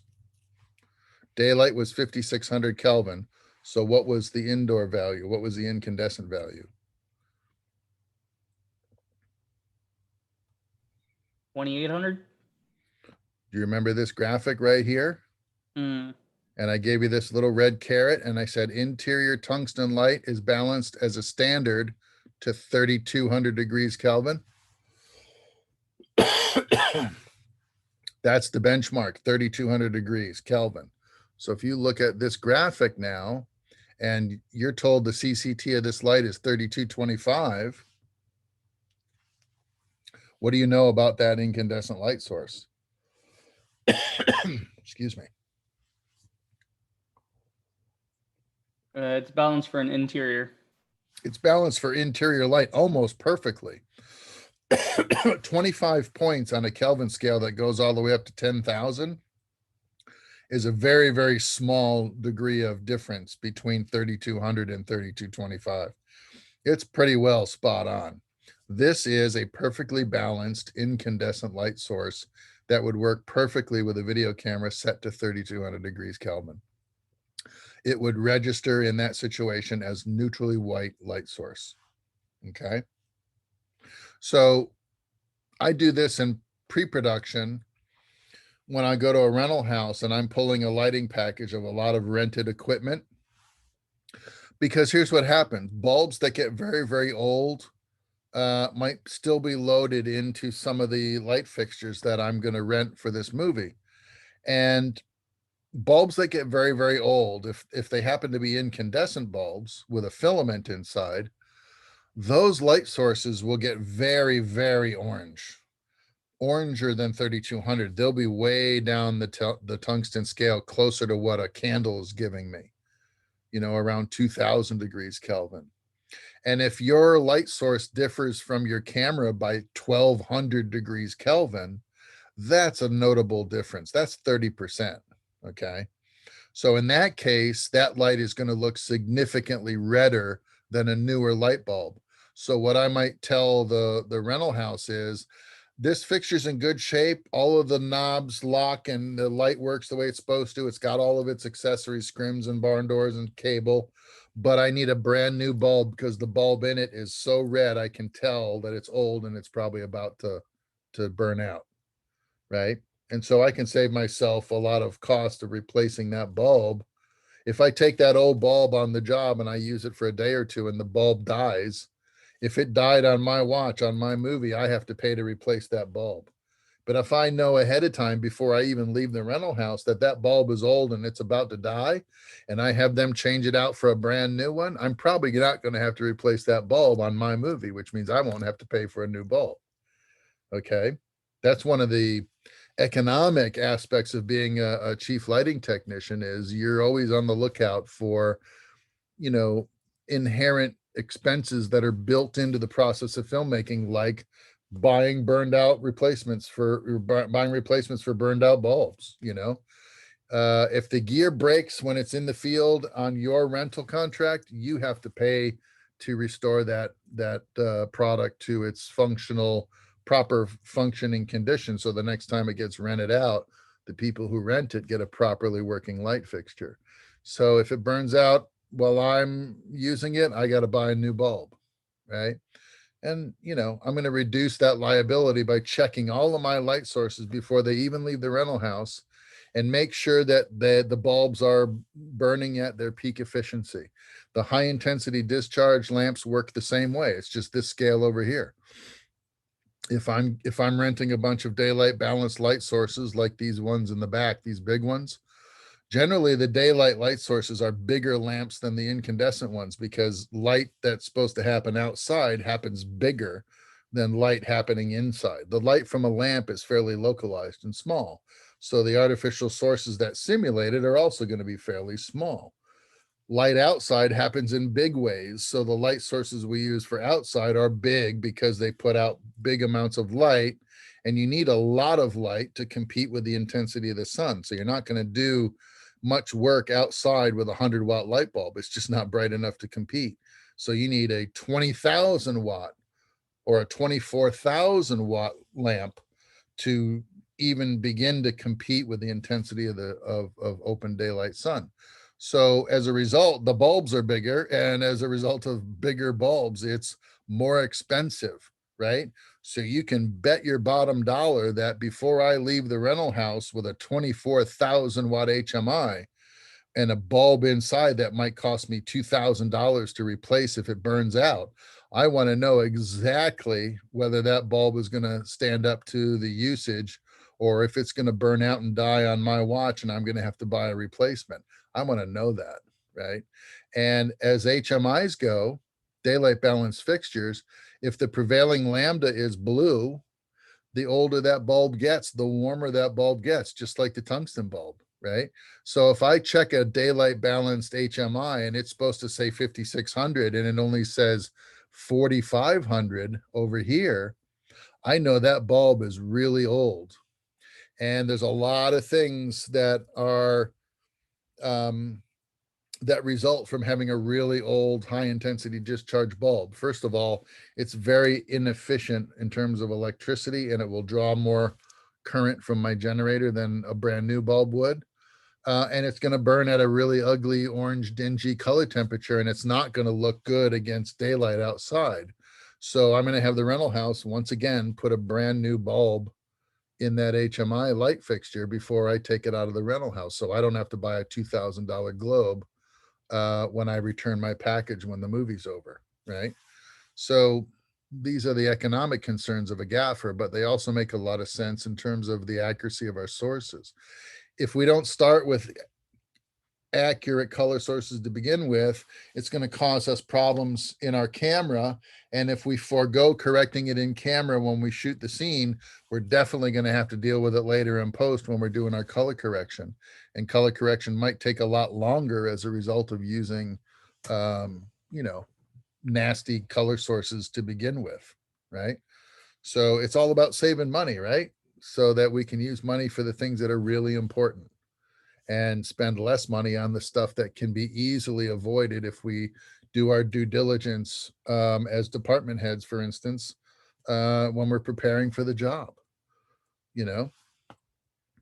So how does that concept sit with you? Does that make sense? Do you kind of sort of understand what I'm getting at? Can you Like everything dial else. Hmm? when you're on set, can you dial the kelvins into the camera? We can now. In the digital era, we can adjust the Kelvin temperature of our sources. In fact, the light that I have sort of bouncing off my Ursa Mini here, check it out. I can change the CCT. Which dial is it? The top one, of course. It's further away. I can change the color output of that source. Did you see the color change back here in the reflection on the camera? And watch me go the other way on that dial.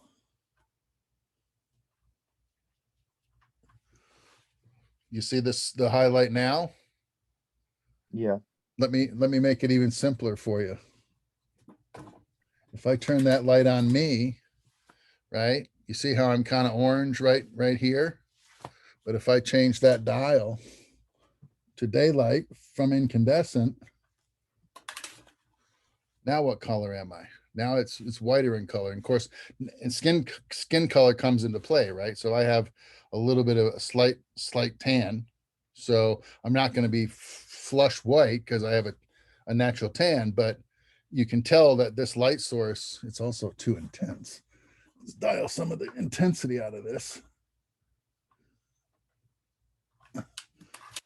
You can see how it's more neutral looking. It balances more nicely with the light coming down from over my head, right? But if I dial in incandescent frequency into this light, Come on, there we go. Nice and orange. There we go. Now you can see that it doesn't match what's coming out of that one. Not very well at all, does it? If I turn the overhead light off, you can see the orange quality. And then what's gradually going to happen with my my vlogging camera on my laptop is you can kind of see in the thumbnail, you can see the computer trying to correct the color balance of this image. I can see it on my end. The computer's struggling now. Should I make it cooler or warmer? What am I doing? The screen is balanced for 6,000 and that light is clearly warmer than 6,000. So the auto exposure tool in the onboard camera is trying to correct it, right? Well, in cinematography, we don't want our cameras and our computers to make choices for us. That's why we want to know what color is the light source and how can I fix it to be exactly what I want and work for the camera and be compatible with the camera and not cause a problem. And then so that any little minute change that I make in terms of color can be assumed to be a creative one on the part of the audience, right? Does that make sense? Okay. I think so. Is that more accurate than white balancing? White balancing is a different kind of a different procedure. What white balancing is doing is it's telling the camera, look, I'm at Starbucks shooting a scene in the dining room. This is the light I've got. I can't change it. I can't add to it, and I can't take any of it away. It is what it is. Can you evaluate the overall color scheme and homogenize that into one decision that balances for white neutral color balance on camera? That's the automatic white balance mode in your camera, right? And you push that button and the camera will look at all the different light sources, take aggregate measurements of everything and average all of that into a color value that it will assign to the file as close to neutral white as it can get. Okay. When you're white balancing the camera, that's basically what you're doing. The other thing you can do to white balance a camera is to tell it, I want you to balance specifically to white, and I'm going to show you what the color is within the scene by having it reflected off of a white card. So you're going to put a white card in front of the camera lens. You're going to hit the automatic white balance button, and the camera is going to look at whatever is reflected off of here and correct it to neutral white, kind of like what my vlogging camera was trying to do when I turned off the daylight source and only used the incandescent balanced light source. It's going to try and average it all out and make it white. You can even see my onboard camera struggling with this white card. You see it? You see it changing in density? Yes. The automatic system in this camera is going, whoa, whoa, whoa, whoa, whoa. I'm trying to make this white. What is it? What is it? What is it? You know, it's trying to figure it out. Do I want to use my camera that way? I don't like devices making choices for me. I like to make my own decisions. So what I'm going to do is try to give the camera as much information as I can give it to set the camera as accurately as I can so that I can shoot exactly what I'm trying to see. And then if I introduce a color, it will be on purpose. And I don't want the camera to try to consider that color in its decision to balance everything to neutral white, because it'll throw off all of my results. If I white balance to a white card under my available lighting, and then I introduce a red light into the scene, I want that red light to look red. But if the camera is set to auto white balance, the minute I turn that red light on, it's going to try and consider that red value along with everything else and balance everything, including that additional red value. And it's going to throw off my results. And I don't want to do that. Right. So this is why we insist on operating our cameras manually and doing all these settings manually, so that the camera doesn't inject its own opinion into a process where it really doesn't have one. if I add a red light, it's for an aesthetic reason. That's an emotional thing because I'm a human being and my audience is human. And a red light source might symbolize something emotionally to that audience. And I don't want the camera to try and correct it. I want it red specifically, right? So I'm talking about incandescent bulbs, daylight bulbs. Just understand incandescent bulbs use a filament. They use friction and heat to glow, and they emit light sources based on that. High intensity discharge. Oh, this is a tungsten bulb from a professional lighting fixture. Notice how our household bulbs are a lot simpler mechanism. The incandescent light source, because it burns at 3200 Kelvin, has more filament structure in it than a regular household bulb, which has like basically one filament structure. You can see this one has 4, right? Or actually it has more than that. It's got 2, 4, 6. So it's got a lot different filament structure. It has gases inside to ensure that the color temperature that comes out of this bulb when it's turned on is exactly 3200 Kelvin. You can see on here, we got the brand of the bulb here, Osram. We have the overall wattage of the bulb here, 300 watts. And then this is the voltage requirement for the bulb. 120 volts is basically what comes out of the power outlets in your house. Okay. So if I have a bulb that says 120 on it, I know that I don't need any kind of special power conditioners or special generators to operate this equipment because it's only 120 volts and 300 watts. Okay. But it has a 2-pin system of connectivity with the lamp, and your household bulb just screws into a socket. So theatrical bulbs have different architecture and different component structure because they are supposed to be specifically color calibrated bulbs, and they go in specifically manufactured equipment to be used on movie sets. Okay. None of these look like anything you got hanging in your house. Maybe the Kino flows are reminiscent of a fluorescent fixture, but for the most part, when you're lighting your living room, you're using stuff from Kane Furniture or Rooms to Go, and none of it looks like this, right? These are all manufactured to be used on movie sets. Okay. Controllable output with barn doors, spotting and flooding, controllable output with the choice of bulbs we put in it. Each one of these represents a different intensity, right? So this lamp here is probably many times dimmer than this one overall, if you were to put them side by side. Generally, smaller lamps are lower in wattage than larger ones. It's fairly predictable that way. These are motion picture lights, okay? Everything that we do is designed around control. So if you're a psychology major, that might sound like a bad thing because control issues are generally associated with unstable individuals. But in a creative process, control is necessary so that we can, in our work, generate results that reflect emotional intent, right? So we need to control everything we're doing to ensure that the work that we generate is an accurate reflection of what we saw with our mind's eye. Okay. Here's some more really big commercial incandescent light bulbs. This bulb right here is about 12 inches high. It's hard to know that from this graphic, but this is a pretty big bulb. Okay, if I pulled that bulb out and showed it to you, the one in the middle is about the size of my water bottle. Okay, so these are pretty big light bulbs that go in even bigger light fixtures.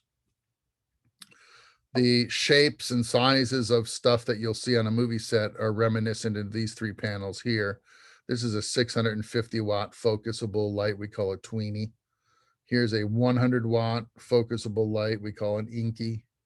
And this one's a little bit different. You notice how these have lenses on the front? They're meant to be focused in a way that gives you a wide beam angle or a narrow beam angle. Whereas this light source on the far right is what we call a soft fixture.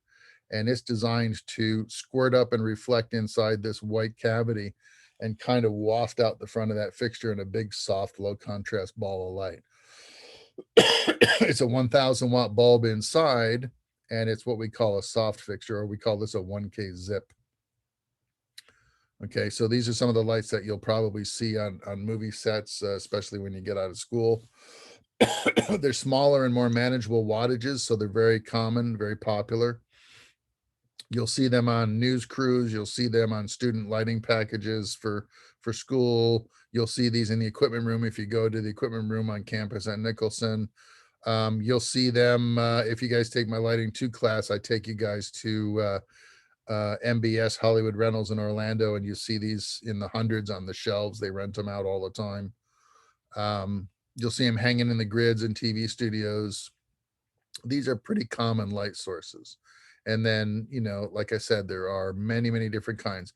If it's blue in color, it might be a daylight light source. We use the color blue to symbolize the daylight situation, so that on a set from far away, if I'm wondering what light the guys use to light my background and I can see a fixture that has blue accents on it, it's probably a daylight fixture, or it might be an airy fixture. And if I see a red fixture on set, I can assume that it's either a Mole Richardson light source, which is what these are, or coincidentally, the Mole Richardson light sources are also incandescent light sources. And so incandescent light is on the red end of the spectrum. So those lights are painted red. So we use the color coding system, just like we did in this graphic, to symbolize daylight and tungsten. In the beginning, airy was associated with daylight light fixtures, not really incandescent ones, because Mole Richardson, which has been around for a very long time, like over 75 years at this point, have been making incandescent fixtures for almost as long as Hollywood's been a thing. Airy came along more recently with lighting stuff. They were generally associated with making cameras. But when they started making lighting, they started making light sources that were balanced for daylight. And so their fixtures were all blue in color. So on a lighting truck, you'll have piles of red lights and piles of blue light. And primarily that's trying to tell you which lights are balanced for daylight and which lights are balanced for tungsten. Okay. Okay, so you hear me say CCT a lot. That just means corrected color temperature. All right. What's the CCT of a light? Well, this one's an airy HMI daylight fixture, and its color is blue, and the output of the bulb is blue, right? High efficiency, highly efficient sources of daylight balanced light, 5,600 Kelvin to 6,000 degrees Kelvin, depending on the manufacturer. Having daylight balanced lights is essential in a number of scenarios. When the artificial light needs to mix with natural daylight, you're going to want daylight balanced fixtures. For instance, I love to watch Downton Abbey, right, on Netflix. When they're in a huge room in a mansion with big windows that are letting a lot of daylight into the room, you can't really use incandescent light sources to supplement what's coming through the windows because it's the wrong color, right? Just like I showed you with my little fill light over here. If I use a warm color source in that room with all that big blue daylight wafting in through the windows, I'm going to see, you know, I'm going to see this on Lady Grantham's face in the middle of a scene happening in daylight in the middle of the library. And that's not going to look good. It's not going to look right. Right. So if I'm using a lot of daylight available light, then I want to balance that with daylight supplemental light, and I'm going to pick HMI fixtures. On the other hand, if I don't have a lot of window light to compete with, and it's nighttime on or let's say I'm on a soundstage at Sony, right? Soundstage is just nothing more than a big black box. So all of the gear that we bring inside is what we're going to create the world with. And if we're lighting the same library on stage, right, complete with the windows and everything, let's say the real Downton Abbey is closed for repairs and we can't shoot there. So we got to build the library set on stage. Well, the library at the real Downton Abbey has big windows in it where the sun comes in. So the same big windows that are in the real Downton Abbey are on our library set of Downton Abbey on stage at Sony. So I have to have a huge volume of light coming through the windows to simulate daylight, but it's going to be on stage. Well, I don't need to use HMIs on stage. I can use tungsten balanced lights, just really big, strong ones, to simulate the volume of light coming through those windows. But because I'm on stage and the set is fake, if I want to use incandescent sources so that all my light sources are balanced the same way, tell the camera I'm using incandescent indoor light sources, I can use incandescent lights through the windows on the set at Sony to show you the library in Downton Abbey, but have it be simulated. It just needs to be big enough, cast enough volume through the windows of the set, and have the intensity that looks believable as sunlight when we're shooting on that set. Okay. But it doesn't mean I'm using HMIs to do that. HMIs generally cost twice as much as incandescent lights to rent. So I could have a 24,000 watt HMI and a 24,000 watt incandescent light.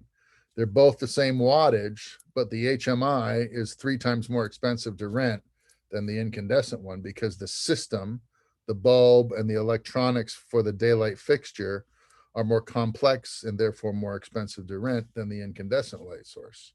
So I use the incandescent ones on stage because they're cheaper and I need a lot of them, right? It helps keep the budget down if I use incandescent lighting on stage. But then it comes with a trade-off, right? I have to understand what color it really is. I have to understand how the camera renders that color. And then if the two don't meet completely eye to eye for some reason, or if I want to inject a little bit of aesthetic value to the lighting, I'm going to start gelling things to manipulate and tweak the color to the way I need it or the way I want it. Okay.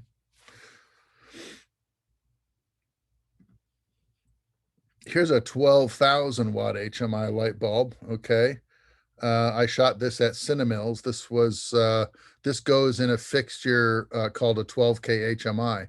These are 12K HMIs. Right? Actually, this one's an 18,000 watt HMI. These two on the outside are 12,000 watt HMIs. You see my crew standing next to these 12Ks? You see how big these lights are in reality? Okay, so I told you larger wattage bulbs generally mean larger fixtures, and this is the proof that that's true. Here's a lamp operator standing next to a 12,000 watt light. We call it a 12K. Every 1,000 watts is K, right? So 12K. All right, that's a 12K. This is an 18K. All right, and this is the bulb that goes inside those fixtures. It's about 24 inches wide, 24 inches wide, and it has a big glass jacket in the middle and 2 giant electrodes, real Frankenstein looking things that are sticking into that gas jacket. And the current is introduced into that bulb at 2 ends of the globe, right? It comes in one end and exits the other end. And in the middle, it has to jump a gap. This is called a spark gap. And when the current jumps the spark gap, the spark ignites the gas inside and the bulb turns on. It ignites, we call it. And as that gas inside that gas jacket is burning and ignited, it renders the output color quality of the light that is blue in color. Okay. It's the daylight process. All right. So this is a 12K HMI bulb. HMI stands for hydrogen medium arc iodide, but that's a mouthful of words that we don't like to say in conversation. So we call it HMI for short. Okay. That's a nickname that was coined by Osram. This is a matter of trivia. Okay. They were the first lighting company to create a bulb that would burn with daylight color output if the proper fixture was manufactured to handle the bulb. And that's exactly what Cinemills offered the industry in 1980, I think. Osram invented a 12,000 watt HMI bulb based on the theory of gas emission. And if you ignited gas of certain chemical construct, as it burned, it would burn with a predictable color balance. Okay, they were trying to figure out how to make lamps that emitted daylight instead of incandescent orange light. And so they manufactured a bulb, and then they took it to Hollywood to all the different lighting manufacturers. And Wally Mills, who owned Cinemills at the time, was an ex-Boeing engineer who worked for Boeing Industries in the 70s. And he opened up a lighting company kind of as a semi-retirement project. And he used to love to tinker and figure things out. And so Wally took one look at the bulb from Osram and said, yeah, I can make a fixture that'll take this bulb and that will power it up. And he came up with the Silver Bullet HMI, which is a legendary fixture in Hollywood. This fixture right here has lit virtually every movie that you've ever seen, has involved the use of these fixtures. Okay, they are very prolific. They've been around for a very long time. They have an excellent design that has transcended so many paradigm shifts in the industry, right? When we were shooting film, we use these lights. Now that we shoot digital, we still use these lights because of how they perform, right? These lights earned Wally an Academy Award when Osram gave him this bulb and asked him to manufacture a light that uses it. When he manufactured this fixture, the Academy of Motion Picture Arts and Sciences gave him a Technical Academy Award that year for excellence in manufacturing. And it was for this fixture right here, the 12K HMI. Okay. So one of the jobs that I did when I retired from working on the movie sets was I was recruited by Cinemills to help them transition into the digital future. And so I worked for Cinemills for about 3 years. And in the process of working for Cinemills, I designed and helped them fabricate several LED systems that were going to become their future product line as the world shifted from film to digital. Okay, so this company, I'm very proud to say that I was associated with Cinemills for a time, an Academy Award winning company that is a staple workhorse in the industry, the 12K Silver Bullet HMI.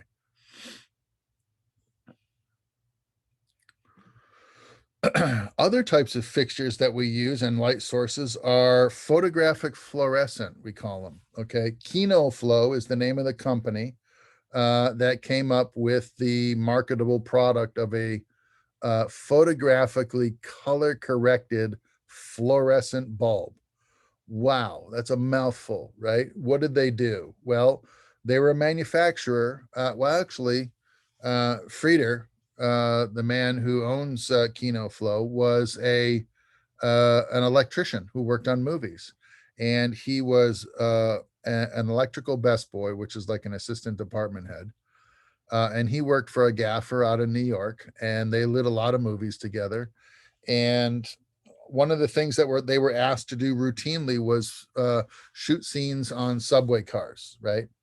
And in the early 70s, all the subway cars were lit with fluorescent fixtures in the overheads, right?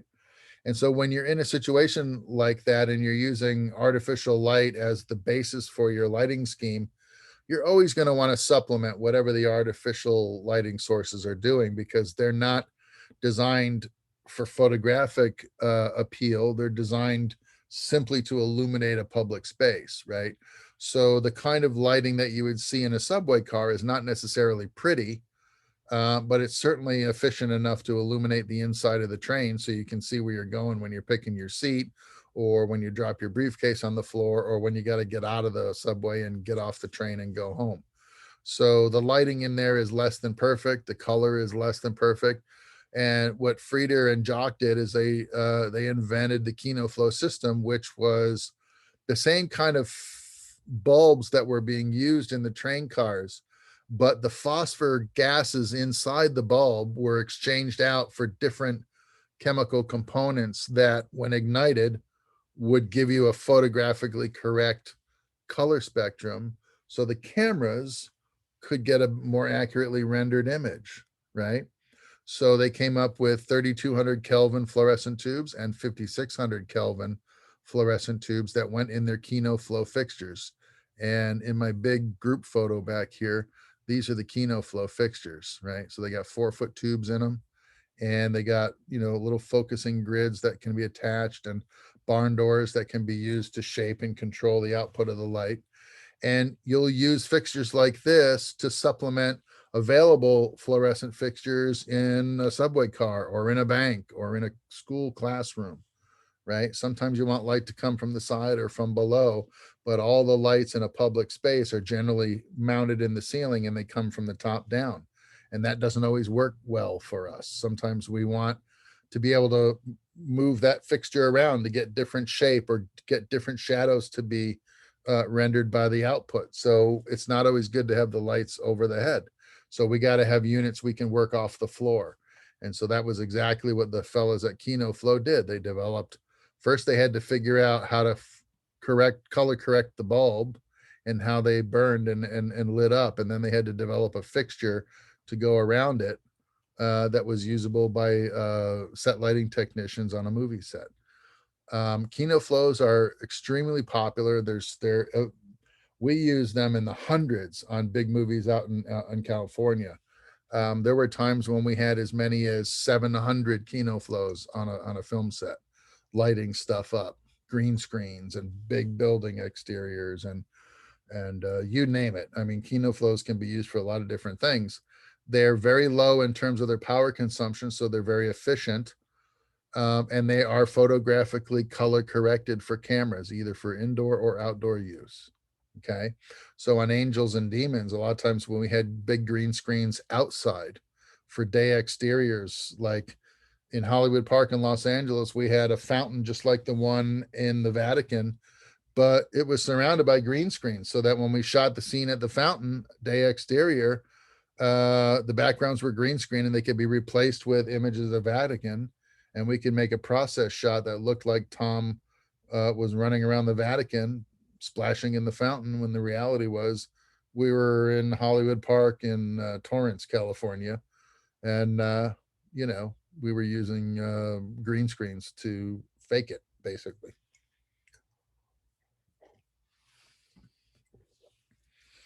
LEDs have come onto the scene in the last 10 years and have made things, they've disrupted a lot. They have offered us a lot of flexibility. They have advanced the concerns of motion picture lighting in many areas. They've made our lives easier in a lot of ways. One of the big complaints that people have had over the years about incandescent light fixtures is when you turn these on and you leave them splashing onto the set for an hour and you go over to handle this thing and adjust where it's pointing or to spot it in or flood it out or to close the barn doors down, an incandescent light source will get as hot as an oven. And so if you're not wearing thick gloves, you really shouldn't be handling motion picture lights on a set that have been burning for a couple of hours because you'll burn your hands. Same with HMIs. HMIs get equally as hot. And so you need to be wearing gloves and make sure you don't want to take really, really hot fixtures and use them indoors, because when they vent the heat from the process of being energized, the heat will stove up through the air and collect in the ceiling and could possibly burn the ceiling in an indoor set. So you got to be really, really careful with big, high output fixtures when you use them indoors. Okay. So when LEDs came along, one of the direct benefits of using a light emitting diode, which is what LED stands for, one of the inherent benefits of an LED fixture is these things don't get hot. So my little panel here, which has been burning since this lecture started, it's not hot. I can handle this thing all day and do what I got to do to it, and it's not hot. If this was an incandescent light source and I did that, I'd have burned my face. So the first thing we all realized from LEDs was, whoa, these things don't generate any heat. That could be a real benefit, because a lot of times on these sets, on a major movie set, if it's lit by a couple hundred lights, you walk on set on a soundstage, and it could be the dead of winter outside the soundstage. You'll walk onto the soundstage and it'll be 90 degrees in there or worse, right? I've been on film sets that have been on stage where the on-set temperature was over 100 degrees because we have a lot of incandescent light sources hanging from the grid, pointing into our set and doing different things and raising the ambient temperature on stage to the point where, we need really efficient and super silent air conditioning systems on a soundstage to keep the set cool. Otherwise, the tungsten lights would burn that thing to the ground with the heat they generate. All right. Which is one of the reasons why we, the producers insist on shooting on sound stages that have been designed for filming, as opposed to just shooting in any old warehouse. First of all, the sound stages are soundproofed against ambient noise outside. And the other thing that a sound stage has that a warehouse doesn't have is a super quiet air conditioning system that even when it's on, the camera or the audio department who are recording dialogue on set can't hear the air conditioners as they run on stage. Okay, so incandescent lighting offers a lot of liabilities. And when LEDs came along, everybody sort of jumped on the notion that here's a super efficient electronic diode that can be used as a light source. It can be tuned up for its color temperature to be precisely 32 or precisely 56. And then a few years after that was introduced, they figured out how to dim it and how to change the color so that it could be anything between 32 and 56 by rotating a dial or flipping a switch. And you could dim it on board with a very simple dimmer. So you didn't need any of these big plate dimmers and these resistance dimmers that we use on incandescent lighting that are super heavy and big and take up a lot of space and super dangerous. The LEDs are really easy to dim up and down, change the color temperature. They don't generate any heat. The only problem with LEDs is when they first came out, they were very low in wattage. So they had fairly limited application. But now, 10, 12, 15 years later, the LEDs are much more sophisticated and they're a lot brighter than they used to be. Their color is more accurate. Their power consumption is even more efficient than it was in the beginning. They can, in most cases, be operated with batteries instead of plugging into the wall, which makes them, again, another measure of infinitely more flexible than studio fixtures that need power plugs to power them up. And in some cases, the plugs for these lights, the plug for a 24,000 watt light is nothing like the plug for your toaster. It's a totally different kind of plug. It's a lot bigger. The pins on the plugs are a lot larger to handle larger current loads that are coming from a generator to power up that globe. So the connectivity is a nightmare with studio lights. The power consumption is a nightmare. The heat is a nightmare. So LEDs represented really an idyllic future if we could get the fixtures to burn brighter, broader and brighter with more output so that we could mimic the same capability that we used to have with our large studio lighting, but out of an LED fixture. And that we're kind of in the midst of that reality now. It's taken about, like I said, about 15 years to get to this point. Okay. But we're finally getting there to the point where most of the lights on a movie set are being changed out for LED from either HMI or tungsten or Kino Flow for that matter. So LEDs are definitely the wave of the future. And all an LED is a light emitting diode, okay, LED. It's very reminiscent of a household bulb though, isn't it? You've got an anode and a cathode, a plus and a minus. Power goes in and power comes out. There's a little gate in there, it's called, and the electrons jump across the anode to the cathode. And as they jump across, they go through like a gate that opens and closes very rapidly and exposes that current to phosphor gases inside, that when the current and the light pass through the phosphors change the color from its natural state, which is a really beautiful and intense blue that looks like blue neon. It goes through the phosphor cap, it's called, where all those color gases are located, and the light coming out the end of the diode is balanced to whatever you tell it to balance to, whether that be tungsten 32 or daylight 5600. And some of the newer LED fixtures are now not just 2-color, they're 3-color LED. So you can get all of the different colors of the spectrum to render as output for that fixture, like the Airy S panels, the sky panels that they came out with a couple of years ago. Not only will they give you a nice, soft, bright, neutral white light source that can be balanced for tungsten or balanced for daylight, but now the Airy sky panels will also give you party color output, we call it, which is you can have all the reds, all the greens, all the purples, all the blues, all the oranges, right? And you dial in exactly what color you want coming out of that light. So if you're shooting a scene in John Wick where he's in a nightclub in Germany having a shootout with the bad guys, and he's being lit by a lot of neon and a lot of colorful lighting from the nightclub, you want your sources to be able to be colorful as well. In the old days, we would use colored gels for that. So we would use, these acetate sheets that you put over the light that will change the color of the light output, right? Well, with an Airy Sky panel, you just dial that color into the onboard computer on the light, and it will spit out whatever color you ask it to by using the control panel. So LEDs have advanced us in that way as well.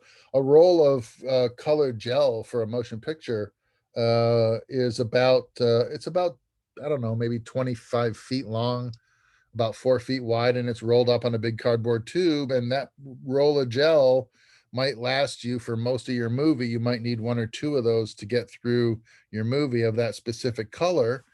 And then you might have 20 or 30 colors of gel and diffusion gels on your lighting truck. And each one of those rolls costs about $150, $150 to $200.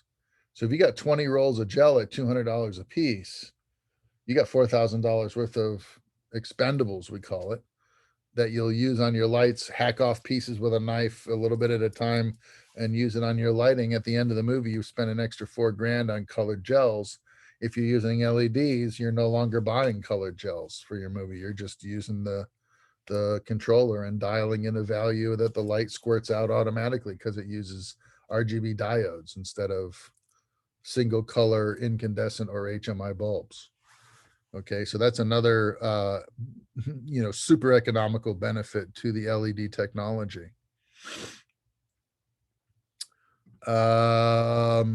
Color behavior. So this is just another way of graphing the color balance and the output of available light. Okay, so we have, in motion picture lighting, we have additive primary colors, red, blue, and green. Okay, when you were in grade school and you were mixing tempera paints to do your finger painting or whatever, you were told that your primary colors were red, blue, and yellow. And if you're mixing paint, paint is meant to be applied to a surface and have light reflected off of it. And when that reflected light hits your eye, we perceive it as red, blue, or yellow. And when we mix red, blue, or yellow in different combinations, we can get basically all of the colors of the color spectrum, and we see them reflected as purple, yellow, green, blue, red, whatever. But when you're talking about light and light sources, yellow is not the primary color in terms of a light source. It's green, because when you add light together, the more light you add together, the intensity goes from no light, represented by black, to an overabundance of light represented by white. And as you combine light together, if you combine equal amounts of red, blue, and green in volume, you'll get white light as a result of that. Okay, so light mixes a little bit differently than tempera paint, right? So the primaries are red, blue, and green when we're talking about lighting primaries. Okay, so if you're talking to a production designer, make sure you qualify which primaries you're talking about.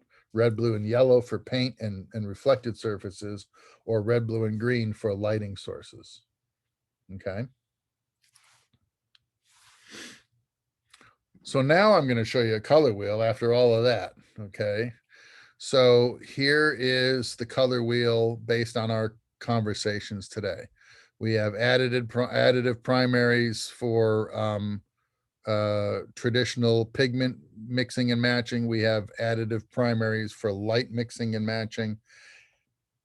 And then we have secondaries in terms of lighting, which is cyan, magenta, yellow, green. Green is in both series. Okay. And then you can have what we call tertiary colors, which are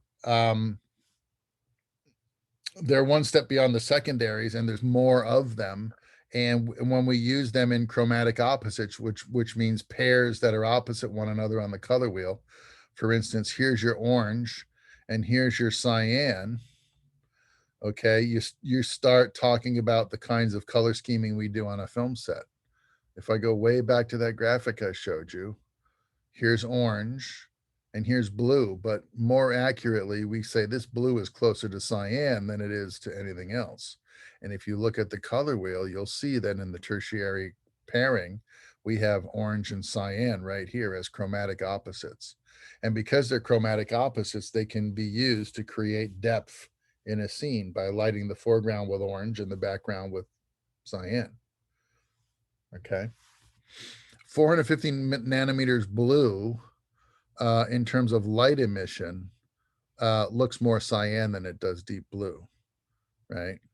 But when you're talking about a painted surface, it looks quite blue, right? So there's a little bit difference in the way that color renders.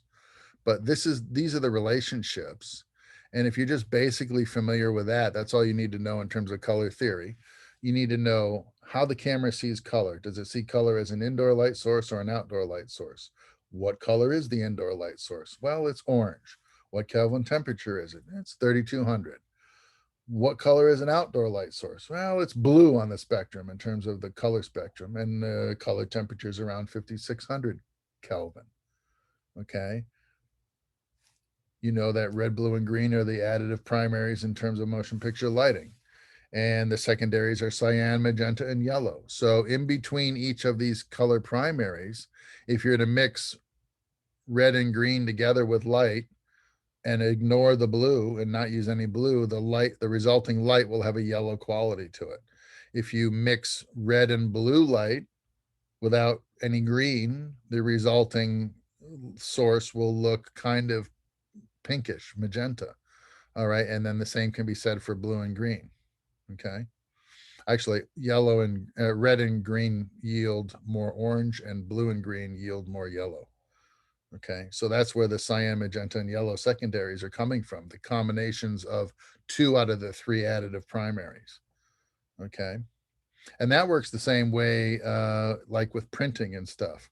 You'll notice that if you're talking about color with reference to photography and your computer, we're always thinking in terms of red, blue, and green primaries. But if you take that file, that image file of a shot from your vacation, and you take it to the print shop and want them to make a 30 by 40 to hang on your wall, they're going to convert your RGB color file out of your computer, out of your camera, to a CMYK file that their graphic software and their graphic printers can relate to better in terms of color balance and saturation. And so the print shop uses CMYK secondary standards, cyan, magenta, yellow, black, as print standards to make you a large thing to hang on your wall, but your camera uses RGB to communicate color in a color file to your computer, and your computer uses RGB as well. Okay. So just understand that there are standards. Different people with different disciplines or concerns are going to think about those color standards in different ways, and be able to speak to their standard intelligently. If you have to have a conversation with a printer, a colorist, a color correction artist in post-production, a production designer, they're going to think of color in different ways than you're going to think of color around the camera. Okay. And just understand how they're interchangeable and what the vocabularies are for each subset. So when you talk to these people, you don't sound like an idiot. This is a standard color wheel. I think, where did I get this one from? Graphics.com. It looks like I got it from. And it's basically a standard, like a Pantone color wheel.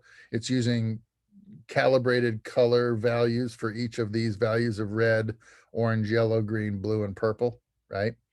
And it's describing to you the primary, secondary, tertiary combinations, or triadic, complementary and triadic color schemes. That's where you pick 3 colors in a scheme. Like, for instance, art directors might use triadics to decorate a set interior. blue walls, yellow curtains, red floor, or whatever, whatever they're doing. They might be thinking in these color combinations, and usually they relate to each other in some way, like a red, blue, yellow. Here's your red, blue, yellow. They're almost equally spaced on the color wheel apart, which makes them psychologically a pleasing pairing or grouping of colors, right? Purple, yellow, green a lot is a fairly common one. It's purple, yellow, green, right? Strictly speaking, cyan and magenta would be complementary colors that are chromatic opposites, so they're across from one another on the color wheel. This is just color scheming, and this is aesthetic, right? But understand the relationships of the color wheel and the colors on it and how they relate to one another in terms of color scheming. And then down here in this corner of this chart is really where I want to go right now. And that is to talk to you about the meanings of color psychologically, from a psychological point of view, which means from your audience's point of view, how they feel about color. And in this graphic, it gives you a basic definition of the emotional response you could elicit from your audience using these particular colors. And so the last part of this conversation is about the emotional response your audience has to color, right? So this graphic is suggesting that the color yellow represents, psychologically speaking, represents or symbolizes happiness. Orange symbolizing friendship, red symbolizing passion, purple symbolizing royalty, blue symbolizing trust, green symbolizing wealth, black symbolizing power. And then it's using this brownish tone over here, and it's saying it stands for comfort. I don't know if that's accurate or not, but I can certainly associate brown with nature. And if nature makes you comfortable, then I can understand the correlation. So I would say natural tones like brown, natural browns, deep forest greens, stone grays, all of those colors might all represent nature to me, and therefore translate into comfortable tones. So my question to you is, how do you feel about these emotional assignments for each of these colors? Do you agree? And can you offer examples of where this ideology is applied to a film?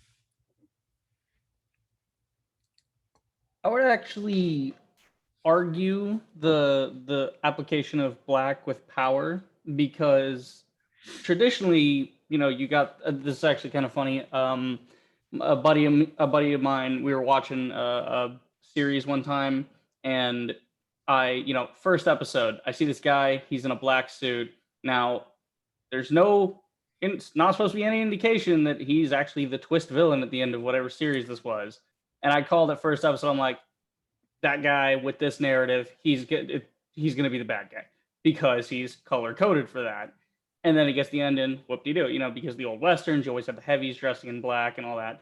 But I would say it's more on the context of how it's been used versus how you can use it, because there are various times when you can apply the different color schemes in a new context, because traditionally you have yellow is happiness. Well, if you apply yellow to, say, a horror movie, you can, in your context, change what yellow means. So if you see yellow on a particular character, and you know that a character with that has some sort of insanity or is some sort of link to the murder, whatever, the antagonist, then you start to form these connections while watching the movie. You kind of know what's going to happen next, but you don't actually predict it. You just feel, because the color is sort of informing you of what it means in that universe. Okay. So it can be, yeah. So that speaks to two specific caveats about this color theory relationship. And that is, number one, these associations with these colors are not the only associations we can make, because there have been precedents in literature and in cinema that have given additional or alternate emotional associations with these colors. So yellow as happiness is one traditional association with yellow. Another association with yellow that is part of our zeitgeist now, especially in the age of cinema, is that yellow can also represent illness, cowardice, as well as happiness, right? So the other caveat to color theory is it's subjective, right? So you might get, a movie from Wes Anderson, Moonlight Kingdom, let's say. Yellow is a very strong emotional color component in the art direction of Moonlight Kingdom, right? It's about little kids that fall in love for the first time, and it's all about the innocence lost in growing up, and the purity of first love, and all of these things. And these are notions that are supposed to represent happy thoughts for our audience. So Wes's art director uses a lot of yellows, mustards, bright yellows, soft yellows, pastel yellows, and complementary colors like light greens, pastel greens, earth colors like light browns, right? In the costumes of the Boy Scouts and the forest where they go camping, and all of these things. All of these colors are there to emotionally reinforce the ideas of love, innocence, happiness, fond nostalgic memories. And so color theory is subjective. Vittorio Storaro, the Academy Award-winning cinematographer, says colors are specific emotions that the audience can expect or rely on if you use color theory properly. And if you want to reassign a value to a color, you have to be very careful to make that reassignment obvious to the audience in some way. So if you want red to symbolize war, right, as instead of love, deeply seated amorous feelings, then your visuals need to do things that will support the idea that in your movie, red is war, it's death, destruction, not love, right? So you're going to use it in ways that are going to reassign that emotional value to red in your movie. Right. Just one thing for an example that came to mind would be something like Saving Private Ryan, where the tone of the movie, and color tone, not narrative tone, but the color tone of the movie it's a lot of like desaturated color, a lot of just kind of a bit of a green in there. And the only time you actually get to see any real pop of color is when you have the blood come out and somebody's been shot or something, especially Vin Diesel laying in the middle of the street when it's raining, and all that comes out. And that's the one time you get to see color. So your brain is like, wait, color is bad. So when you see the other deaths of the other platoon members, it's like it becomes even more emotional because you're not, bombarded by all the color in the environment. It's more of a focus point. So let's talk about Saving Private Ryan in terms of color theory then. The first thing you have to know about Saving Private Ryan is it was shot on film stock. Because it was shot on film stock, the authors of that movie, Steven Spielberg, Janusz Kaminski, director, cinematographer, right? They were trying to communicate very deliberate themes in that film. One of those themes is the senseless, horrific state of war, okay? And the fact that war changes us, and war, in the midst of war, human beings do a lot of things psychologically to adapt to the pressure of being in war and the horror of what they see in war.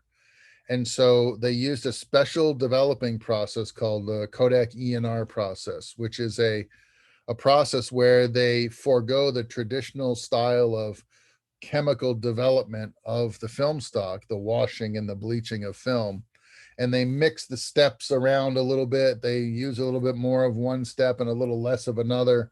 and they end up with a very contrasty final image that is very desaturated in terms of the way the color tones are rendered on the film. Okay, that's the first thing about Saving Private Ryan you need to understand, is there was a deliberate development process that was used to manipulate the resulting colors of everything that you see on the screen. Okay, and the desaturated nature of color speaks specifically to the dehumanization of people engaged in war. And one of the ways that we're brought back to staggering and shocking reality is when you see the life essence of an individual leaching from their body. And the life essence is symbolized by blood, and the color of blood is red when it hits oxygen in the air. Okay. So to see somebody lying in a pool of blood is a very metaphorical visual statement, especially in a movie like Saving Private Ryan. So the desaturated nature of the soldiers in action doing battle is all muted tones that reflect the muted nature of their emotional state as they go through a horrifying process of a gauntlet, a test of their humanity and of their endurance and of their frailty. And so they are seen in colors that are not reflected as they might be in nature. They're altered, they're ugly, they are mutated. Okay. And so the colors in that movie are very deliberately placed. When you see red, it's for a reason. They're calling you back to the notion that red is the essence of life. It's love and in the walks of life that exist in the memories of the men that they think about when they think of home, and they're in the foxhole and they think fondly of home. You'll see warmer tones reflected in the flashbacks and stuff. When they're brought back to the reality, the colors become muted and contrasty again. And when somebody is dying, the blood becomes a very notable red stain on the image, which is talking to you about the mortality of human beings and the senselessness of the act, right? And the costs involved. So this is the way that the cinematography speaks to your audience in a way that the script has no time to do. We have 2 hours to talk to you about a group of soldiers that they just got back from tour of duty in the war zone, and they got to go right back again, further deeper in than they were before, to find one individual in the midst of a giant, hectic, chaotic, and senseless war and rescue him because his other 4 brothers have all been killed in combat. And the Sullivan law that is resulting from this historical moment in time was exactly all about, in a weird way, they come up with a law that's supposed to preserve the sanity that we endure in war by saying, if a mother sends 5 of her sons to war and 4 of them get killed, the other son becomes immediately extracted and is no longer subject to being drafted or serving because he's the remaining male that passes on his name as far as transcendency in generations is concerned. He passes on the family name. So the law said the government can no longer extinguish all of the members of one family's generation of male figures that will pass on their family name. Okay, so these guys are going in to get this one guy because his other brothers are dead, and they go right into the heart of the enemy lines to get him out of there. And in the process, half of the unit who's rescuing this one guy die in the effort. Right. So again, that's another statement about the futility of war and the senselessness of war and how we can try to make justifications for what we're doing. But in the end, it really doesn't make any sense depending on your point of view. The point of view of the mother, it makes perfect sense. Rescue my remaining living son. But from the point of view of Tom Hanks, the commander of the unit, who half of his men die, and he makes the ultimate sacrifice himself when he turns to Matt Damon and he's dying, he's bleeding to death, and he says, "Earn this," right? These are the themes and the messages of that movie that are reinforced by the cinematography, and specifically by, in this case, the color choices. All right. So we can say purple means royalty. Does it mean royalty in your movie? I don't know. Does red mean passion in your movie? I don't know. It could mean intense passion. It could mean love. It could mean war. It could be death, right? Black can also symbolize death. The Black Death is what they called the plague in the turn of the last century, right? Or the turn of two centuries ago. So, black doesn't necessarily mean power. When James Bond walks onto the set in a black tuxedo with a black tie, do we associate him with death? No, we don't. We associate him with the power of a man who carries a card that says license to kill. James Bond wears a black tuxedo for a very specific reason. He could have come to the set with a white chemise and a white bow tie and a jacket that wasn't black, might have been brown, could have been blue, could have been another color, right? No, Bond comes in a black jacket with a black tie because he's powerful. He's outside of the realm of the law. He's licensed to kill, right?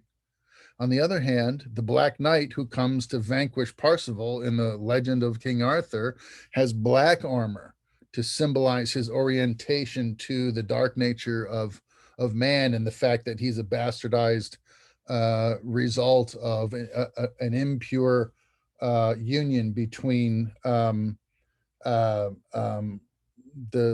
evil queen who ends up being Arthur's illegitimate sister, and the magic, the conjuring of her evil side of things was infused into her son, who becomes Modred, who's the Black Knight, right? And so his armor is black and Arthur's armor is silver, which reflects white, which white stands for purity, which means Arthur's motives are pure and Modred's motives are black, therefore bad, right? And so we have all of these traditional and classic associations with colors: white, black, yellow, purple, right?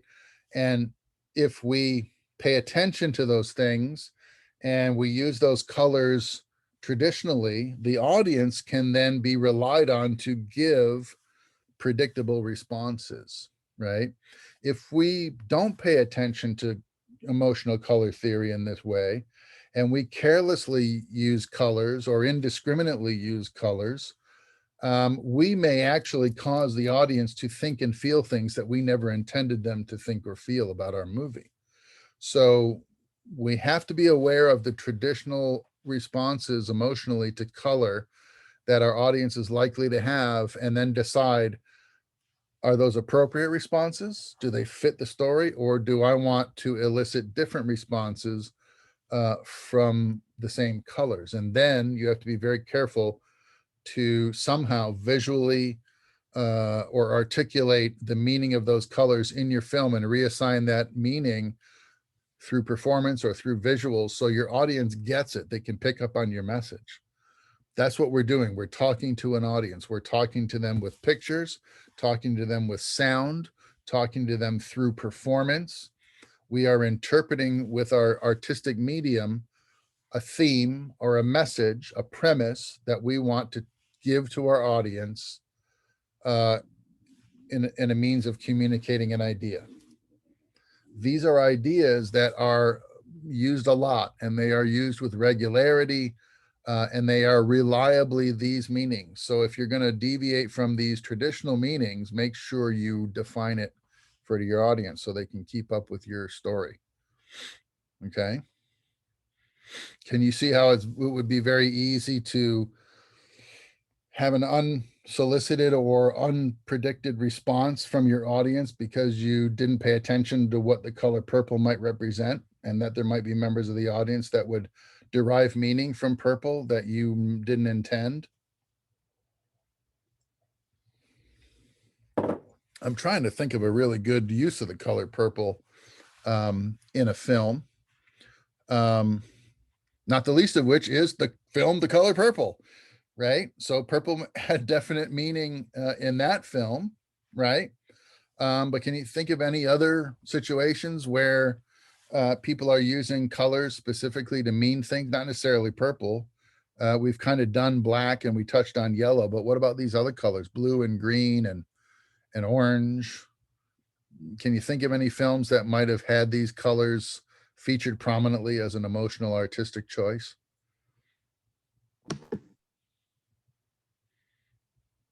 Anybody? I guess the movie Taxi Driver, red has kind of like a double meaning. Like kind of like his love for Betsy, but also like his hatred for the city. In what film? Taxi Driver.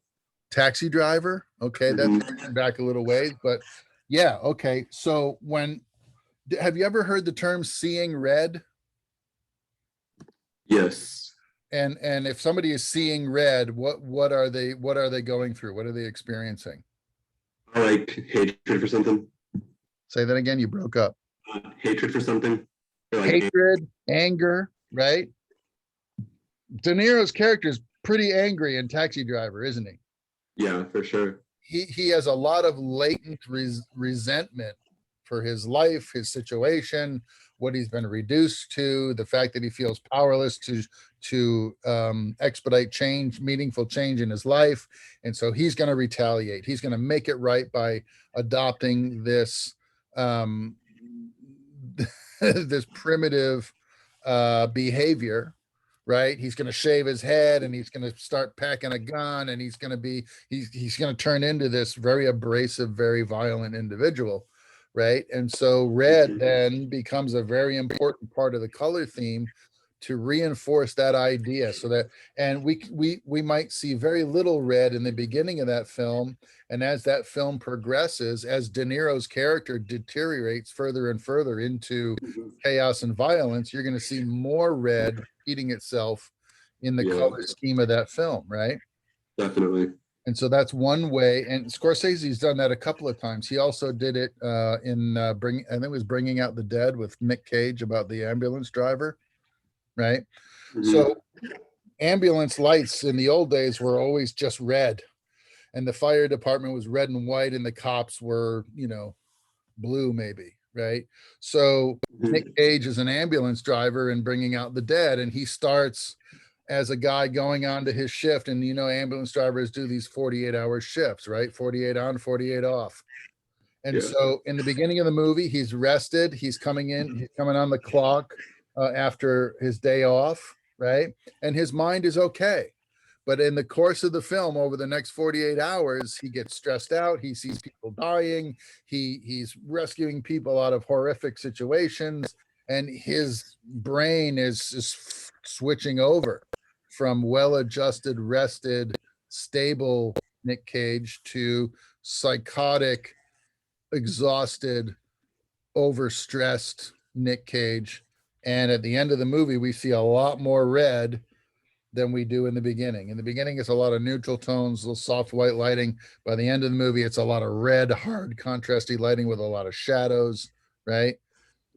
Represents the deterioration of his mental state, right? So how about another color?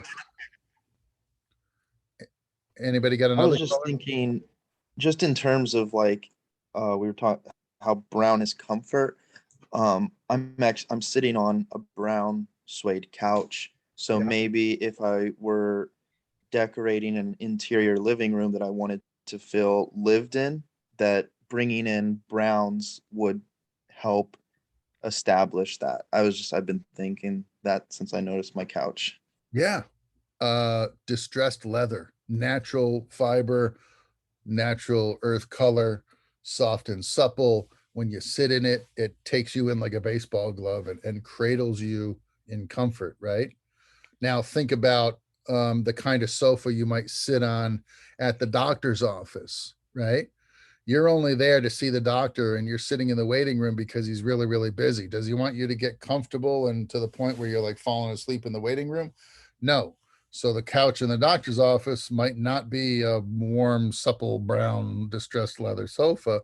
It might be an institutional gray, hard-backed, shallow, cushioned, firm surface that you sit your butt on just long enough to wait for him to go to his next client, but not long enough for you to want to hang out all afternoon and read magazines, right? So yeah, interior decorators use this kind of stuff all the time. The emotional state of the color of your walls can do as much to restore your health and vitality as a vitamin or a proper diet, right? They painted insane asylums with a light green paint at the turn of the last century as a way to mentally calm down the emotional state of the patients that were, being treated in the hospital and keep them from going nuts, right? So we associate the color green with insanity, maybe. Not just money. Yeah, money's green, but if money's not the theme of your movie, but physical and emotional health is, then green becomes reassigned from wealth to sanity or insanity, health or ill health, right? I So don't know you look about at you, a, but I was gonna say I don't know about you, but money and insanity are still pretty closely linked. I, that's money. another conversation. Yeah. Okay, but I'm thinking of a film that Halle Berry did about 15 years ago. Gosh, I can't remember the name of the film now, but basically she was some kind of investigative reporter or an investigator, and she was looking in onto the death of a patient at a mental hospital. And so the interiors of the mental hospital are all lit with green lighting. The walls are painted green. The smocks from the hospital custodians are green. The patients are wearing green.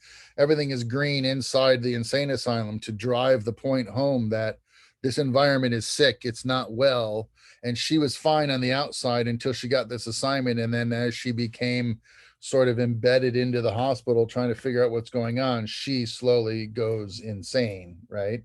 And so the color scheme gets greener and greener and greener as you go through the movie, right? They did the same thing in Terminator 2 when Sarah Connor is in the mental hospital in the beginning of the movie. Everything's green in there. And then blue, right? Blue symbolized the night. Blue symbolized the outside world, where she could gain her freedom if she could just get out of the green, sick, unhealthy environment of the mental, the sanitarium, right? And so the color scheme there was very deliberate. Um, but green could also be, a different kind of metaphor, like in Paul Newman, Tom Cruise, The Color of Money, right? Green represents the success that you find at the end of a long career of effort spent practicing 8 ball and going to championships and earning money and, um, you know, uh, betting and playing up and coming competitors on the circuit, the professional 8 ball circuit. So the color of money, the green represented a specific theme in that film: wealth, success, right? Um, Trying to think of another green opposite that we could talk about. I mean, green can represent nature. It's the color of grass, the color of trees, right? So, what about Avatar, right? So, Avatar, what's that movie about, right? It's about commercialism, it's about colonialism, mercantilism, it's about technology versus Aboriginal spirituality. It's about the horrible space people that come from another planet to harvest the resources of a very agrarian planet where the people are spiritual and one with nature. And so they are beings that are blue in a green world, and the astronauts are coming from this gray and black mechanized world of machines and filth, exhaust, and machines. And then you got the plant people over here whose icon is a tree, right? So the icon of the astronauts is the laser gun and the dollar, and the icon of the natives to the planet, whatever that planet was called, was a tree, was nature, right? And so you have these dichotomies of ideology and emotion symbolized in iconography, trees or machines, and then green and metallic, all of the shades of metal, grays and silvers and blacks and so this is how you can use the color theory in a movie like that. So every time we see all these flourishes of color, it's because our hero has gone into the body what do you call those people? I forget, right? He goes into the body of the alien and he goes into their world. Navi. Navi, okay, right? So now he's like in his avatar and he's in the world and the plants are colorful and the trees are big and green and all of those things are going on with color schemes. And then when he comes into his normal body, he's crippled and he's mangled and he's in a metal chair and, you know, he's in a spaceship that's filthy with, you know, space machine things, right? And so we're shown the dichotomy visually without saying, hey, it's this, you know. We're giving the audience these clues visually. Orange. Anybody got a movie for Orange?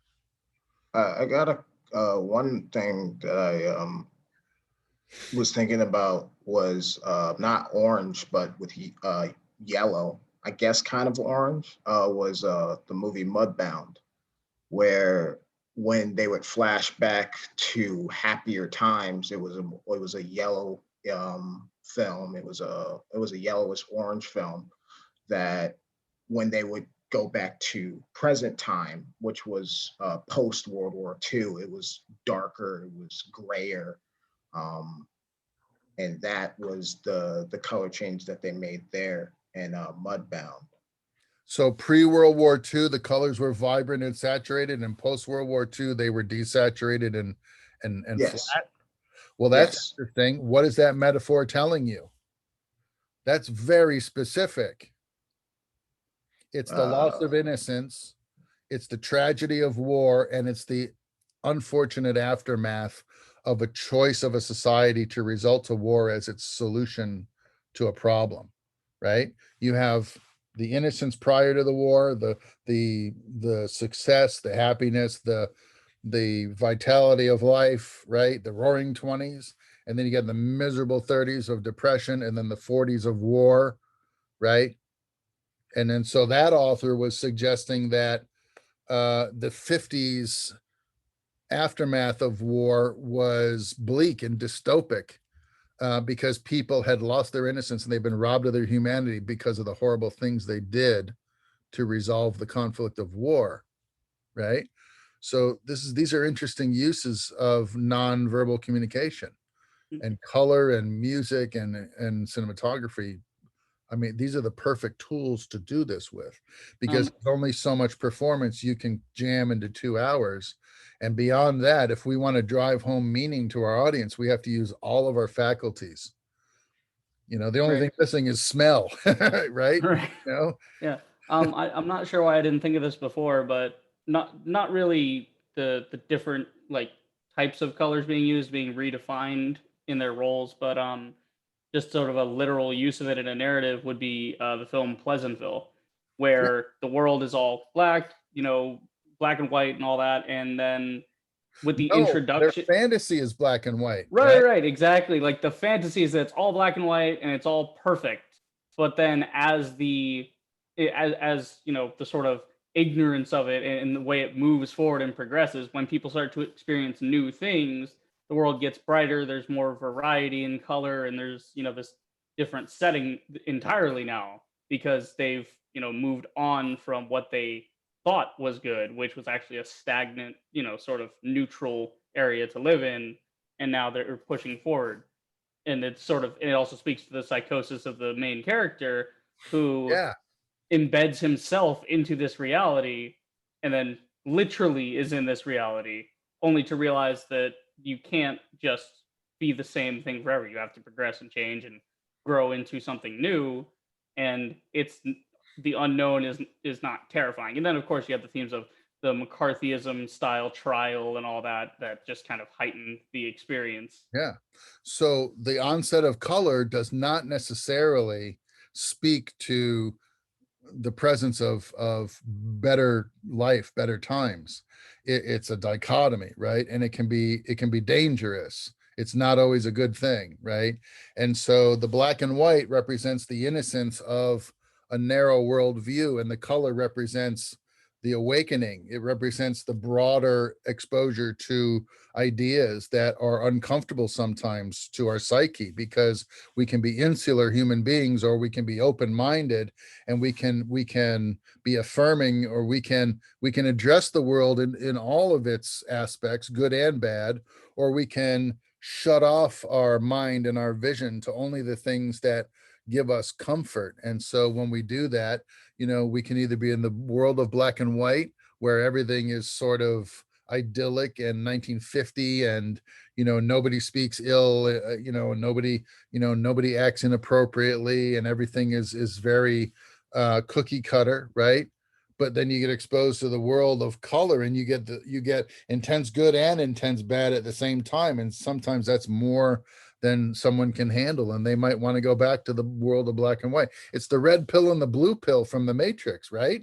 It's like if you take the red pill, you get some result. You take the blue pill, you get a result. Either way, you're going to see something maybe that you can't handle. You either can't handle the notion that you were never really living a life, or you can't handle the reality of reality. And so depending on the pill you choose says a lot about your psyche, your emotional state, the strength of your intellect, and whether or not you can handle the truth, right? So these are all really, really interesting. Have you guys seen the movie Her with Joaquin Phoenix? So Yeah. it's a movie about a software engineer who falls in love with his computer, right? He creates a software app that has all of the attributes of the perfect relationship and the perfect partner. And he ends up having a an intimate love relationship, not physically, obviously, but an emotional love relationship with his computer. And so the color in that movie is used very deliberately to indicate feelings of isolation, feelings of warmth, feelings of love, feelings of loneliness, right? Whenever he's talking to what's her name? Scarlett Johansson, who is the analogous character of the computer, right? He's yellow and he's warm in tones, and he's wearing yellow sweaters, and his living room has a lot of warm, loving tones in it, right? He has different color schemes when he goes to work, because when he goes to work, he goes to a cubicle, and he's very sort of locked in and average, and when he goes out to see the city without her, the city is very gray and bleak. And when he goes out and with his phone in his pocket and she's talking to him through his cell phone, everything is very golden and idyllic, right? And so they use these things to tug at your emotional heartstrings while the images are telling you a story, right? Anybody else got what colors have we missed here? I think we talked about most of them. Another thing that I don't think was mentioned was Star Wars and their use of color. Darth Vader is all black. He's got a red lightsaber. And then you go to Obi-Wan. He's in a white cloak, he's got a brown cloak on with a blue lightsaber. And the last part of the original trilogy, Luke is in a black Jedi robe, and he's got a green lightsaber. Now there was an all the interesting lightsabers mean different. Let's do it. Let's do Star Wars. All right. So there was an interesting conversation I was privy to not too long ago, and the question was, if Luke's father was Darth Vader and Obi-Wan was the good side of the Force, why wasn't Luke's lightsaber purple? Why was it green?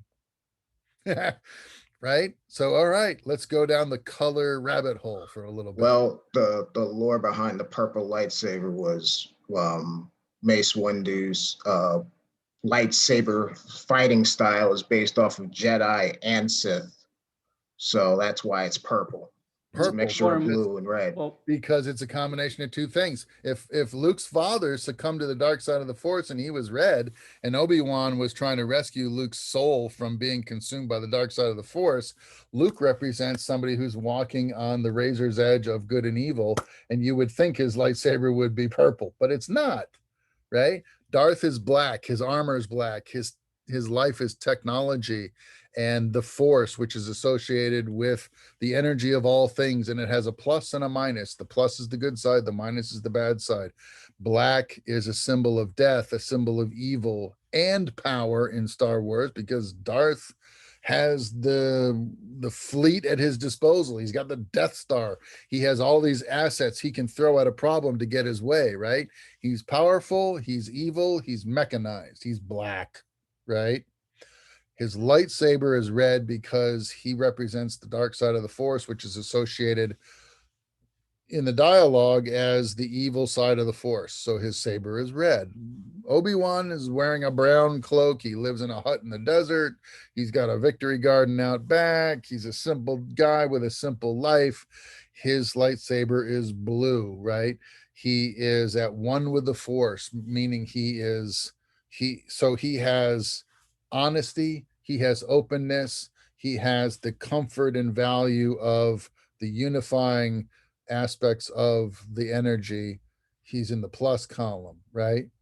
And so then Luke goes through this transformation, right? Luke starts as an innocent, and he is shown the blue lightsaber. He even wields the blue lightsaber a couple of times. But when he loses the blue lightsaber, when he loses his way, the same time Luke loses the blue lightsaber, he also strays from the path of the Force, doesn't he? He starts thinking, I don't know, man. My dad is on the other side and he's got it pretty together. What am I doing? What's going on? And then he has to build his own lightsaber. But in the process of building his own lightsaber, he also completes his training with Yoda. He goes to the planet and he experiences the close to nature existence of a Jedi master. No technology, no conveniences, living in the woods in a mud hut, eating worms, right? And learning about the Force. well, And that could represent the onset of knowledge, the gaining of hidden knowledge, right? That's something that Joseph Campbell talks about all the time in the hero's journey. One of the transformations that the hero makes in any process of legend or parable is the evolution of the character from innocent and narrow-minded to worldly and open and informed, right? And so it's the receiving of this elixir. I talk about this in my writing classes a lot because it's, again, writing uses iconography like film uses color to symbolize meaning and emotions in an audience. And so the hero's journey and the finding of the elixir and the hidden knowledge that is revealed when Luke builds his own lightsaber after he receives his training and he goes to confront his father and say, you're bigger than your problems. His lightsaber is green. And I think that represents the gaining of the elixir, the understanding of the world with a broader world view. Luke is a mature Jedi now that's been trained. He's seen the good and the bad of life. He's experienced both sides. He's been exposed to evil. He's been nurtured by good, and he has been educated, and his education is represented by a green lightsaber. And I think that's what they were doing with the color of the sabers in the other movie. And that was before they had the dude with the purple saber that came years later. So you can interpret that any way that you want. I'm not saying my reasons are the right ones, right? But there's definitely some use of color there that Lucas is trying to tell us something by denoting the color of everybody's lightsaber. Did you buy that?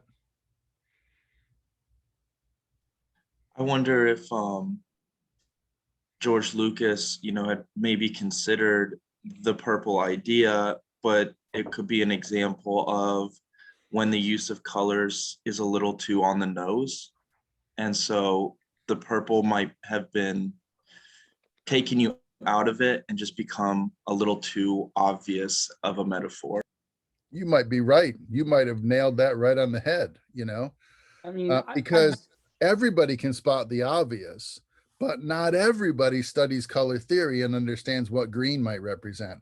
So the audience that's going for the low-hanging fruit might reject a purple lightsaber because it's too what we call on the nose, right? But they might let the green lightsaber slide because it doesn't cause them to think too deeply about something. And it doesn't take them out of the moment of enjoying a simple act of a lightsaber duel, right? So you could be absolutely right in that assumption. I don't know for sure whether George considered the purple saber or not. But I can certainly, they say rhetoric is in the eye of the beholder, and rhetoric is nothing more than the interpretation of meaning through texts, right? So I can find meaning in a story, meaning in an image that resonates with me, but might not resonate with you on the same level or with the same themes, right? So the rhetoric of a green lightsaber might be purely for those who want to read deeper into the legend of the movie. And for those who really don't mind if it's purple or green, we'll let that detail slide, and they're going to focus on something else that they see as significant in their experience of watching Star Wars, right? This is about the concept of speaking to your audience and understanding, whether you're a writer, a painter, a filmmaker, right? You're either working to please yourself or you're working to please your audience. If you're talking to your audience, then you must consider what their responses might be so that you can propagate the intended message, right? Because it's very easy to give the audience the wrong message if you're careless with your construct. Okay. Anybody else got a color and a film that they want to bring to the table? That was great. I love the lightsaber one. One final one that I can think of is The Passion of the Christ. Speaking of how it is mostly in a, I guess, bleakly lit color, but when he starts getting beaten and crucified, the blood starts coming out, and that's when the blood gets highlighted. Almost like a Monty Python. There's so much blood in that movie. My God, literally, my God, right? I mean, it's a brutal, violent film, and red is a predominant theme, right? Okay, now you have to talk about theology, and you have to talk about symbolism. Sang Royal, sacred blood, right? The blood of Christ, the symbolizes God, right? And this guy is getting whipped and beaten, and he's bleeding everywhere, and the blood is coming out. There's the blood everywhere, right? So what does that symbolize? What is the author trying to say to you when he shows you the violent treatment of the sacred symbol, right? The sacred symbol is bleeding, and the lifeblood is leaving him. Are we losing our humanity by executing our savior? Are we ignoring the reality of the intention of good to win over evil? Are we allowing evil to win? The fact that he bleeds red like everybody else, does that rob him of his symbolic power, or does it give him even more symbolic power? Does it give power to the religious iconography of the red cross that was worn by the Templars, the sacred Christ, blood of Christ in a red cross on their chest, as big as they could get it, right? That's symbology, and that's another way of speaking to your audience. So you might have one way of viewing the Passion of the Christ, and I might have a different way of viewing the imagery, and we might see conflicting or complementary meaning in those images. And maybe you see images from a spiritual point of view, and I see the images from an intellectual point of view. All that matters is that we are both keying in on the use of red and what it means to us. And in that way, we're having a conversation with the author, and then only the author can tell you what his meaning was. It was Scorsese, right, that did The Passion? No, it was Mel Brooks. The Passion of the Christ? Mel Oh, Gibson. not Mel Brooks. Mel Mel Gibson. My fault. Gibson. I'm sorry, Gibson. Right. I was somebody named Mel. I knew that much. They both did. Yeah, right. Well, that's a very Scorsese different- was the last different implication. temptation. Right. Thank you. Last Temptations, Martin passion is Mel. Okay. And well, okay, Mel, right? What it pretty much every movie that Mel makes that has a Christ figure, Braveheart, lots of blood, right? You know, blood definitely has meaning in the filmography of Mel Gibson's later portion of his career, or at least that segment of his career prior to getting pulled over for drunken driving, right? Blood meant a lot.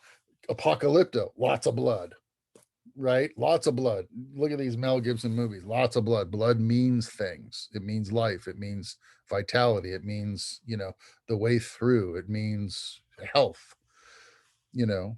So, and that's a consistent theme in his movies. So yeah, lots of, yeah. lots of blood, lots of red. What other movies have significant use of color? I mean, there's a lot of color. Okay, how about, do you guys know the movie Dick Tracy? With Yes. Lots of people in Dick Tracy actually, but it's Was it Warren Beatty? Warren Beatty plays Dick, the private eye, and then it's loaded with folks. So, but lots of use of color there, and the use of color there had a very specific reason. Do you remember what that was? So Dick Tracy was a comic book character, right? And so one of the way, instead of taking the story and the universe of Dick Tracy and trying to turn it into a real drama with dramatic undertones and dramatic presentation, the filmmakers decided this guy was a comic book. He was never anything but a comic book character. And what are comic books most noted for? And one of the things that comic books were most noted for, especially in the beginning, was their blatant and splashy use of color.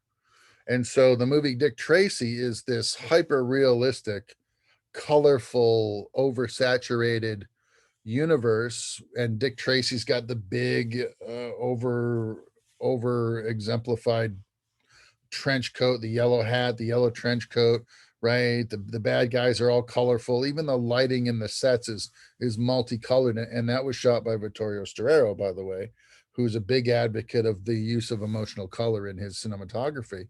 So you got a cinematographer who's big on color theory hooking up with a director who's making a comic book movie, and the result is it's going to be this big colorful carnival of you know, color wrapped around the story of the traditional comic book hero Dick Tracy. What else is using a lot of color? As far as orange, Is that- as far as orange, I thought of Fantastic Mr. Fox. I feel like I don't know that one. Fantastic Mr. Fox. Wes Tell us- Anderson. Wes Anderson movie, Is that new or older?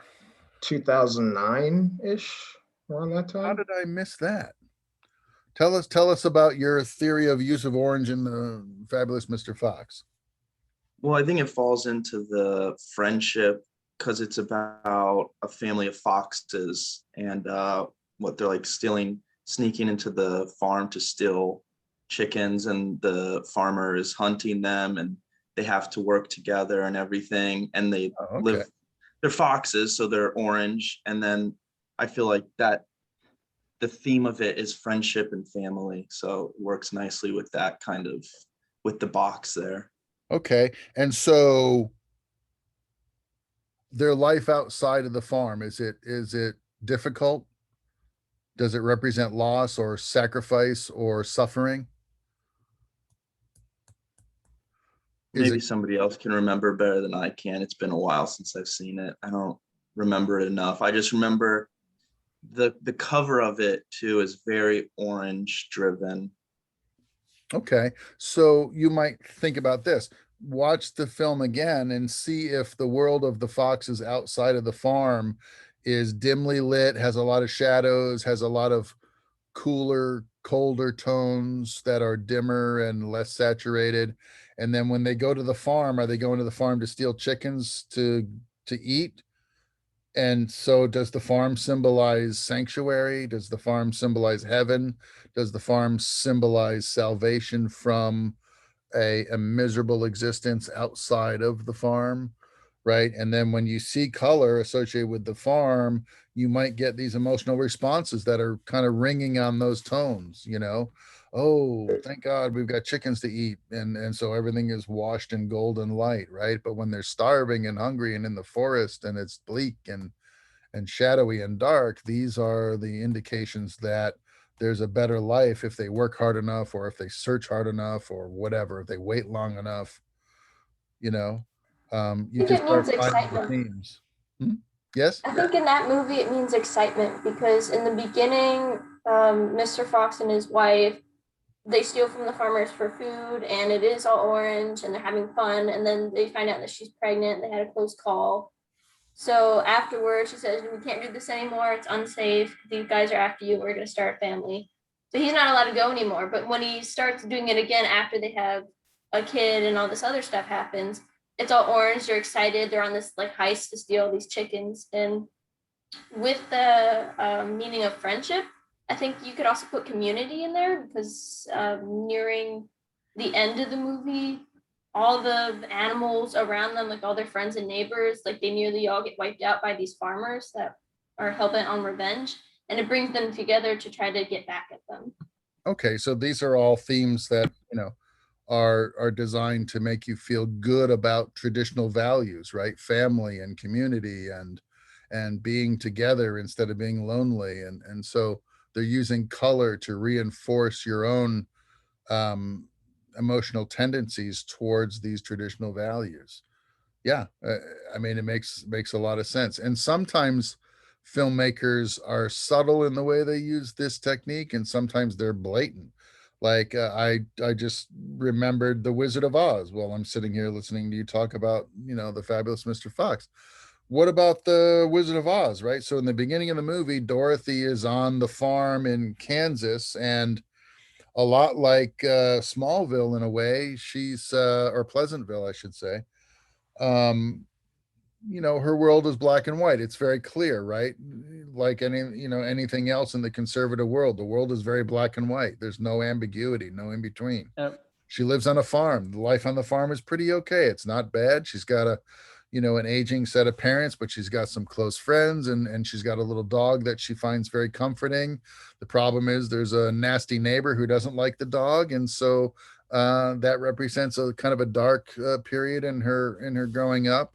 And then she realizes there's a tornado coming, and the tornado represents death and danger, and the tornado is a big swirling gray and black cloud of imminent danger, right? She gets knocked on the head and knocked out, and where does she go? She goes to Oz, right? And what is Oz?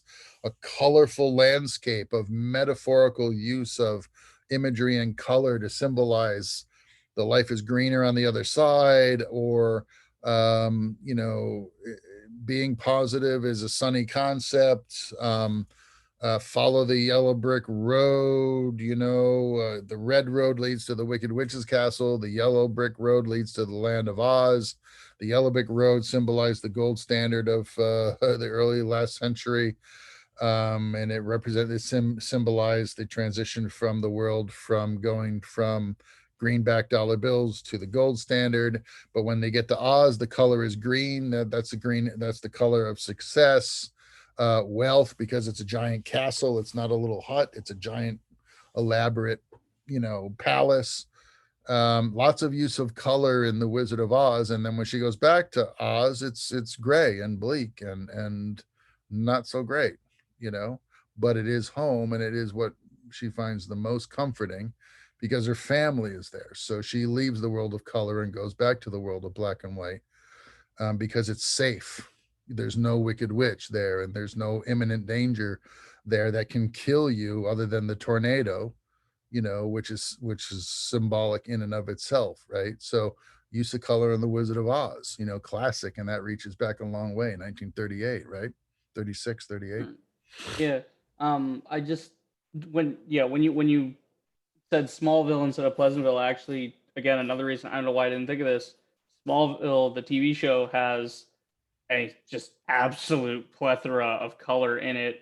And it's not really in the grading of the shot itself, it's more in the wardrobe and everything, and especially in the main characters like Luthor and Clark Kent, in that they're always coded with their particular look from the comics, their particular brand of color to a degree. So sometimes it might be higher or lower depending on their mood. They might be more in control. Lex famously has this great thing happening in season 1. I haven't gotten too far in the series, but where every time he's talking to someone, you can tell that he is in total control of the scene because he's playing pool. He's shooting around. He's playing a game, which is Lex Luthor's dig. But then if he's not in control, he'll be talking to someone from his desk or from some other position where it's not a game to him. He's still sussing out the situation. Or when he had a love interest, she had in her wardrobe a purple that reflected him, so it was like, oh, she's on his side, stuff like that, which is just really interesting to see. And like, you can always spot it. It's on the nose, but if you look for it, it's like, oh, this and this, these two things come together. Sure. I mean, one could argue that we television is more on the nose than it ever used to be, because the audience is progressively being dumbed down, and therefore the messages need to come with a sledgehammer when they used to come with a feather. So there could be a lot of reasons for that. But it's very clear that the group is embracing the idea of use of color as subtext and meaning, and that's really what the point of my discussion today is all about, is that nothing is what it seems to be when we're talking about the manufacture of a cinematic experience for an audience, and you are the one that is controlling the message. So the message is what you make it, and if you ignore very easy and simple mechanisms, devices that can help you add dimension and nuance to your stories, then your films may be only lukewarm receptions on the part of your audience, or you might light them up and fire them up with passion and enthusiasm if you use these tools to your advantage. It's really up to you. So I just want you to think about color in more than simply what color is the shirt, and do I correct it in post or not? Was it really that red or not? That's really doesn't even scratch the surface of what color can mean to your audience if you're really trying to communicate on more than just one level. So don't discount the value of the use of color in your compositional choices and in your subtext and in your story, because it can be a very vital tool. Okay. Does anybody have any questions or reflections on this conversation today? Anything to add? Any final thoughts? I'm open to almost anything relevant to the color The discussion. Halle Berry movie you were trying to remember the name of was I think it's called Gotha or Gothinka, something like that. Gothic, yes. Yes, thank you very much. Gothic, that's right. Good film. It's getting older now, but good looking images and lots of color symbology. Thank you for that little bit of research. Actually, No problem. I just remembered we were talking a minute ago about the Dick Tracy and how they had transitioned him from the comics to the film. And you had something similar happen with the character, the Green Hornet, who started as a radio broadcast, then got his own comics, and then got the series with Bruce Lee back in the day. Didn't really have anything going for him until the Seth Rogen movie a couple years ago, where it's like it's nowhere near the color of Dick Tracy, but it's still that, like, he's got the outfit accurate to how it was supposed to be portrayed, in the comics before, and had the Black Beauty, and the Black Beauty is integral to the character. Is the reason the Green Hornet's such a cool character is because he rides around in this amazing, like 60s blacked out, just armored vehicle. It's got the guns and everything, and and he's wearing the green, and then the bad guy's wearing the red at the end of the film, and it's a whole thing with just the different colors that they put into it, which was really just amazing to see. There's even a moment in the end of the film where the Kato, his sidekick, is driving the car because they have, for narrative purposes, he's driving away from the cops at the end, and it's this quick pan. It's just like whip pan over, and you're like, wait, where'd the car go? Because he was literally just there and he just popped U-turn. Where'd he go? And then the car pulls out, and it's the same car, but it got recolored. It had this digital camouflage that turned it white to hide from the cops, and then it turns black and drives in the other direction. I'm like, when I saw that at the end of the film, I'm like, that's amazing, because I would never have thought in a million years to even do that. Like, just to have that use of the color of like, wow, that's how he literally hid in plain sight in the middle of the day. It's just a great use of the different colors, and the different way to shoot it with the lighting specifically, because they did a lot of nighttime shoots in that. So there's a great example of how this doesn't have to be deeply intellectual and sober. Your use of color can be playful and fun. It all depends on what you want the tone of your movie to be, right? So here's a quick and final analogy. So how many of you have seen Francis Ford Coppola's Dracula? In the beginning of Dracula, right, he tells the story of Vlad the Impaler as a human, as a he's a Romanian prince, I think, right? Yeah. And so they show the scenes where Vlad is doing battle with his neighboring warlords, and he comes into the castle looking for his wife, right? And he's wearing his battle armor, right? And what color is it?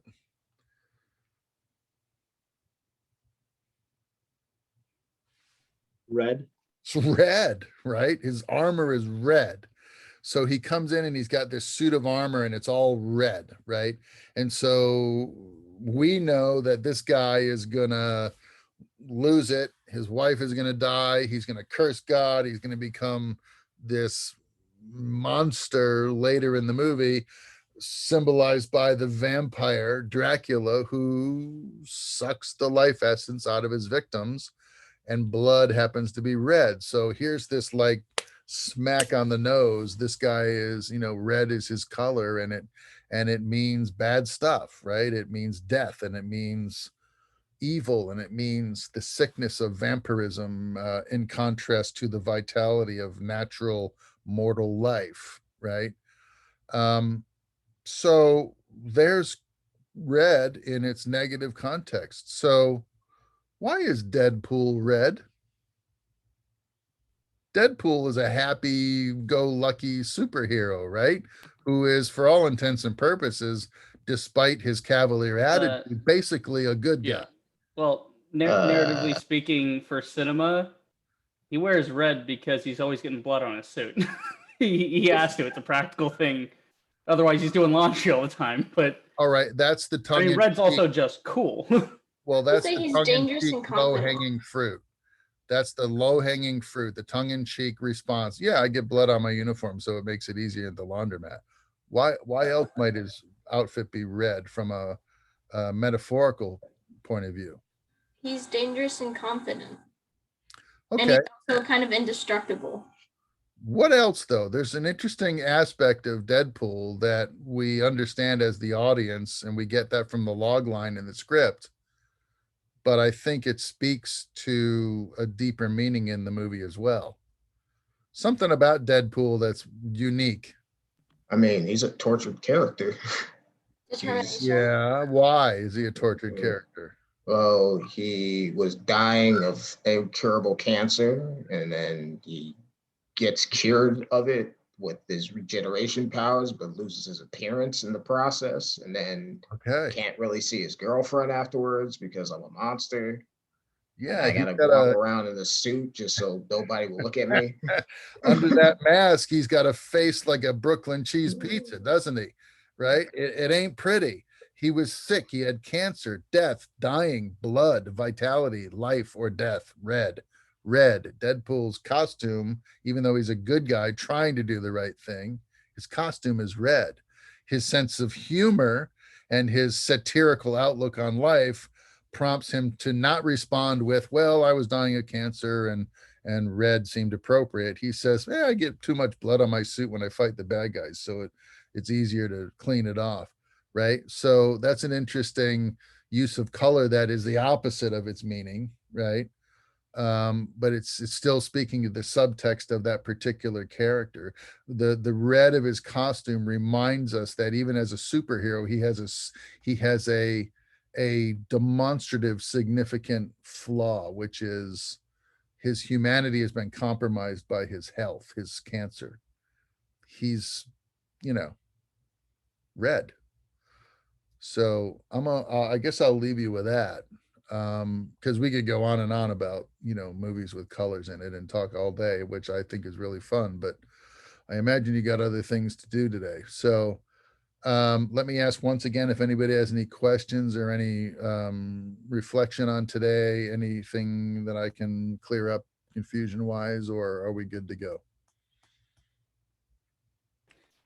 One thing does strike me in the conversation on Star Wars, right? You had the sort of typical uses of the colors, right? They reflected what you think they would. The black is the bad guy, and with the red and all that. But I've always wondered what was with the stormtroopers wearing white, because it's the weirdest. Because it's like when they're dressed in, because the Imperial officers wear gray and black uniforms, right? Only the admirals wear white uniforms, and you only see one or two of them in the entire run of any of the shows or movies.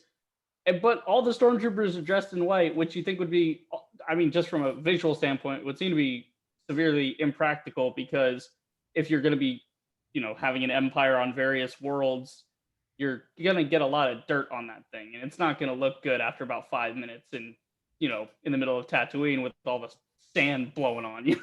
We got a budget. We can wash it. It's fine. Right. All right. I'm going to entertain this question because we do have time. I'm going to tell you what I think it is. And remember what I told you. Color theory is subjective, right? Iconography to some extent is subjective. It can mean traditional literal things. It could have subtext that's traditional and widely accepted as the typical emotional response, but it's really up to you. Now, having said that, who are the stormtroopers? Soldiers and basic policemen. When they talk to each other, do they say, hey, Bill, what's up? Walking past each other in the hallway of the Death Star. What's up, Phil? Oh, it's been a tough day down in the detention block, but I'm on a coffee break, so life is good.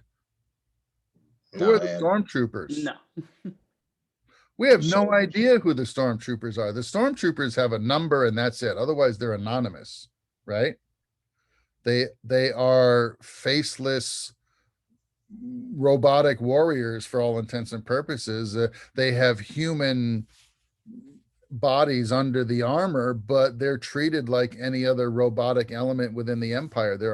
They're an expendable cog in the wheel, and the only thing they have to differentiate one from the other is a number. And if you don't know the number, they all kind of look the same, right? And they're also working for the Empire, right? What is the Empire? What does the Empire represent in the broadest possible terms? Is it good or evil? Evil. The Empire is evil, right? Okay, so if you're anonymous, if you have no human identity, right? Are you alive or dead?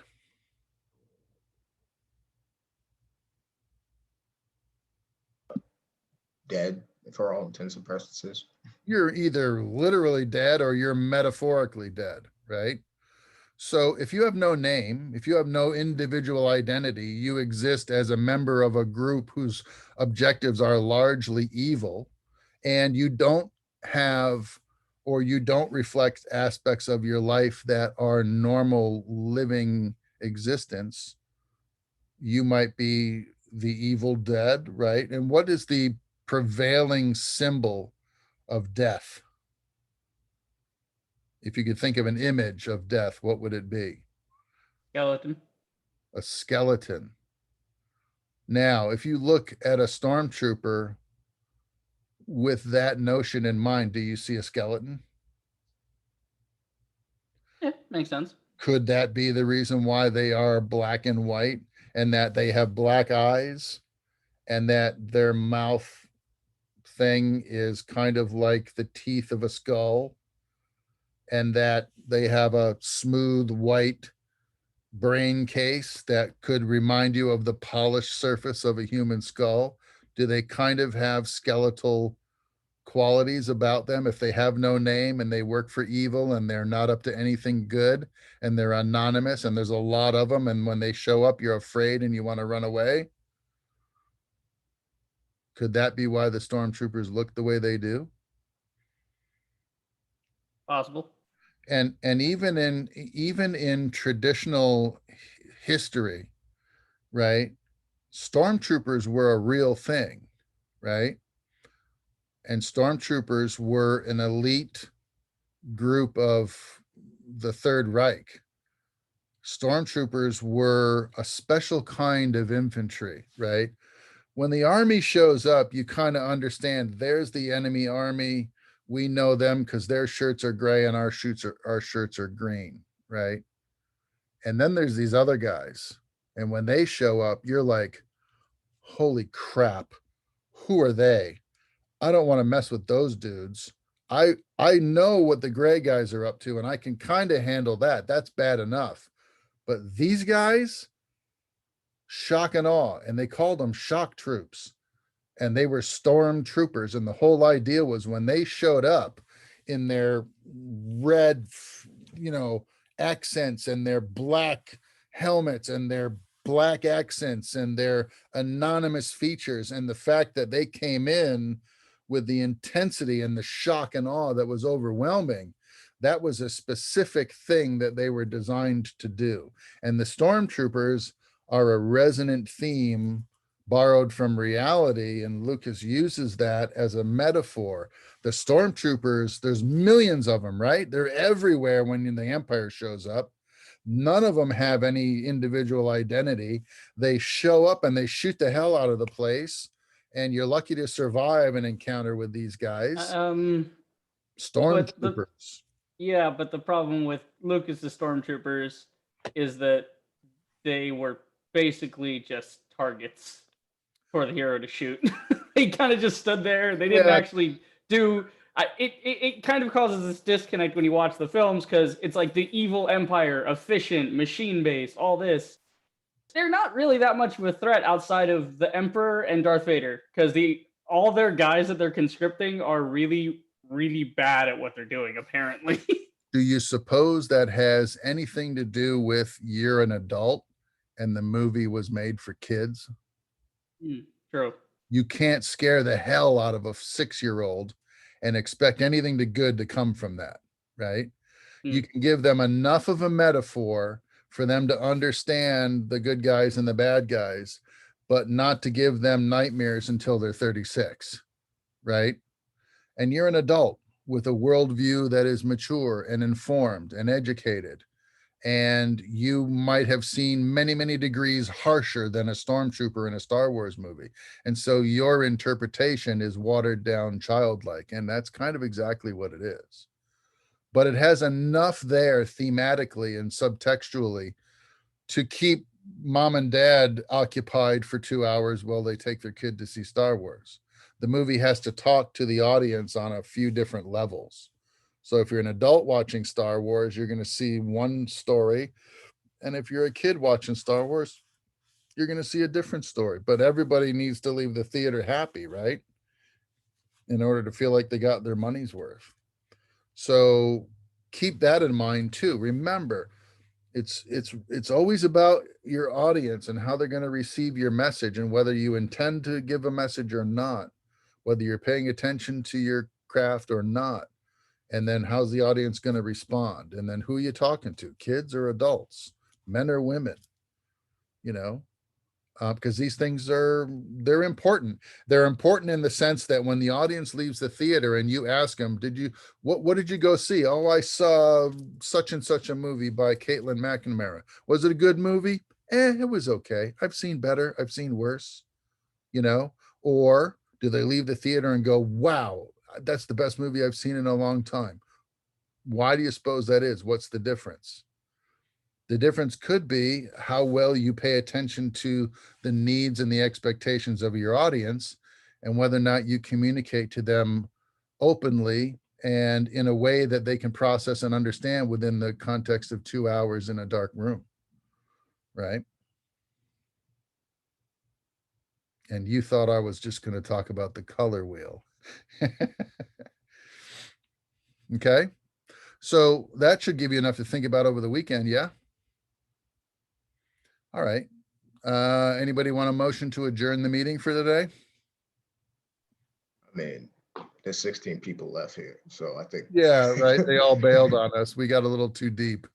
So anybody second that notion? Yeah. All right, then. Thanks for your time and attention. I appreciate all the awesome conversation and questions. Have a good weekend. Enjoy yourself. And I'll see you again on Monday. Monday. Yeah. Thank you. Thank you. You.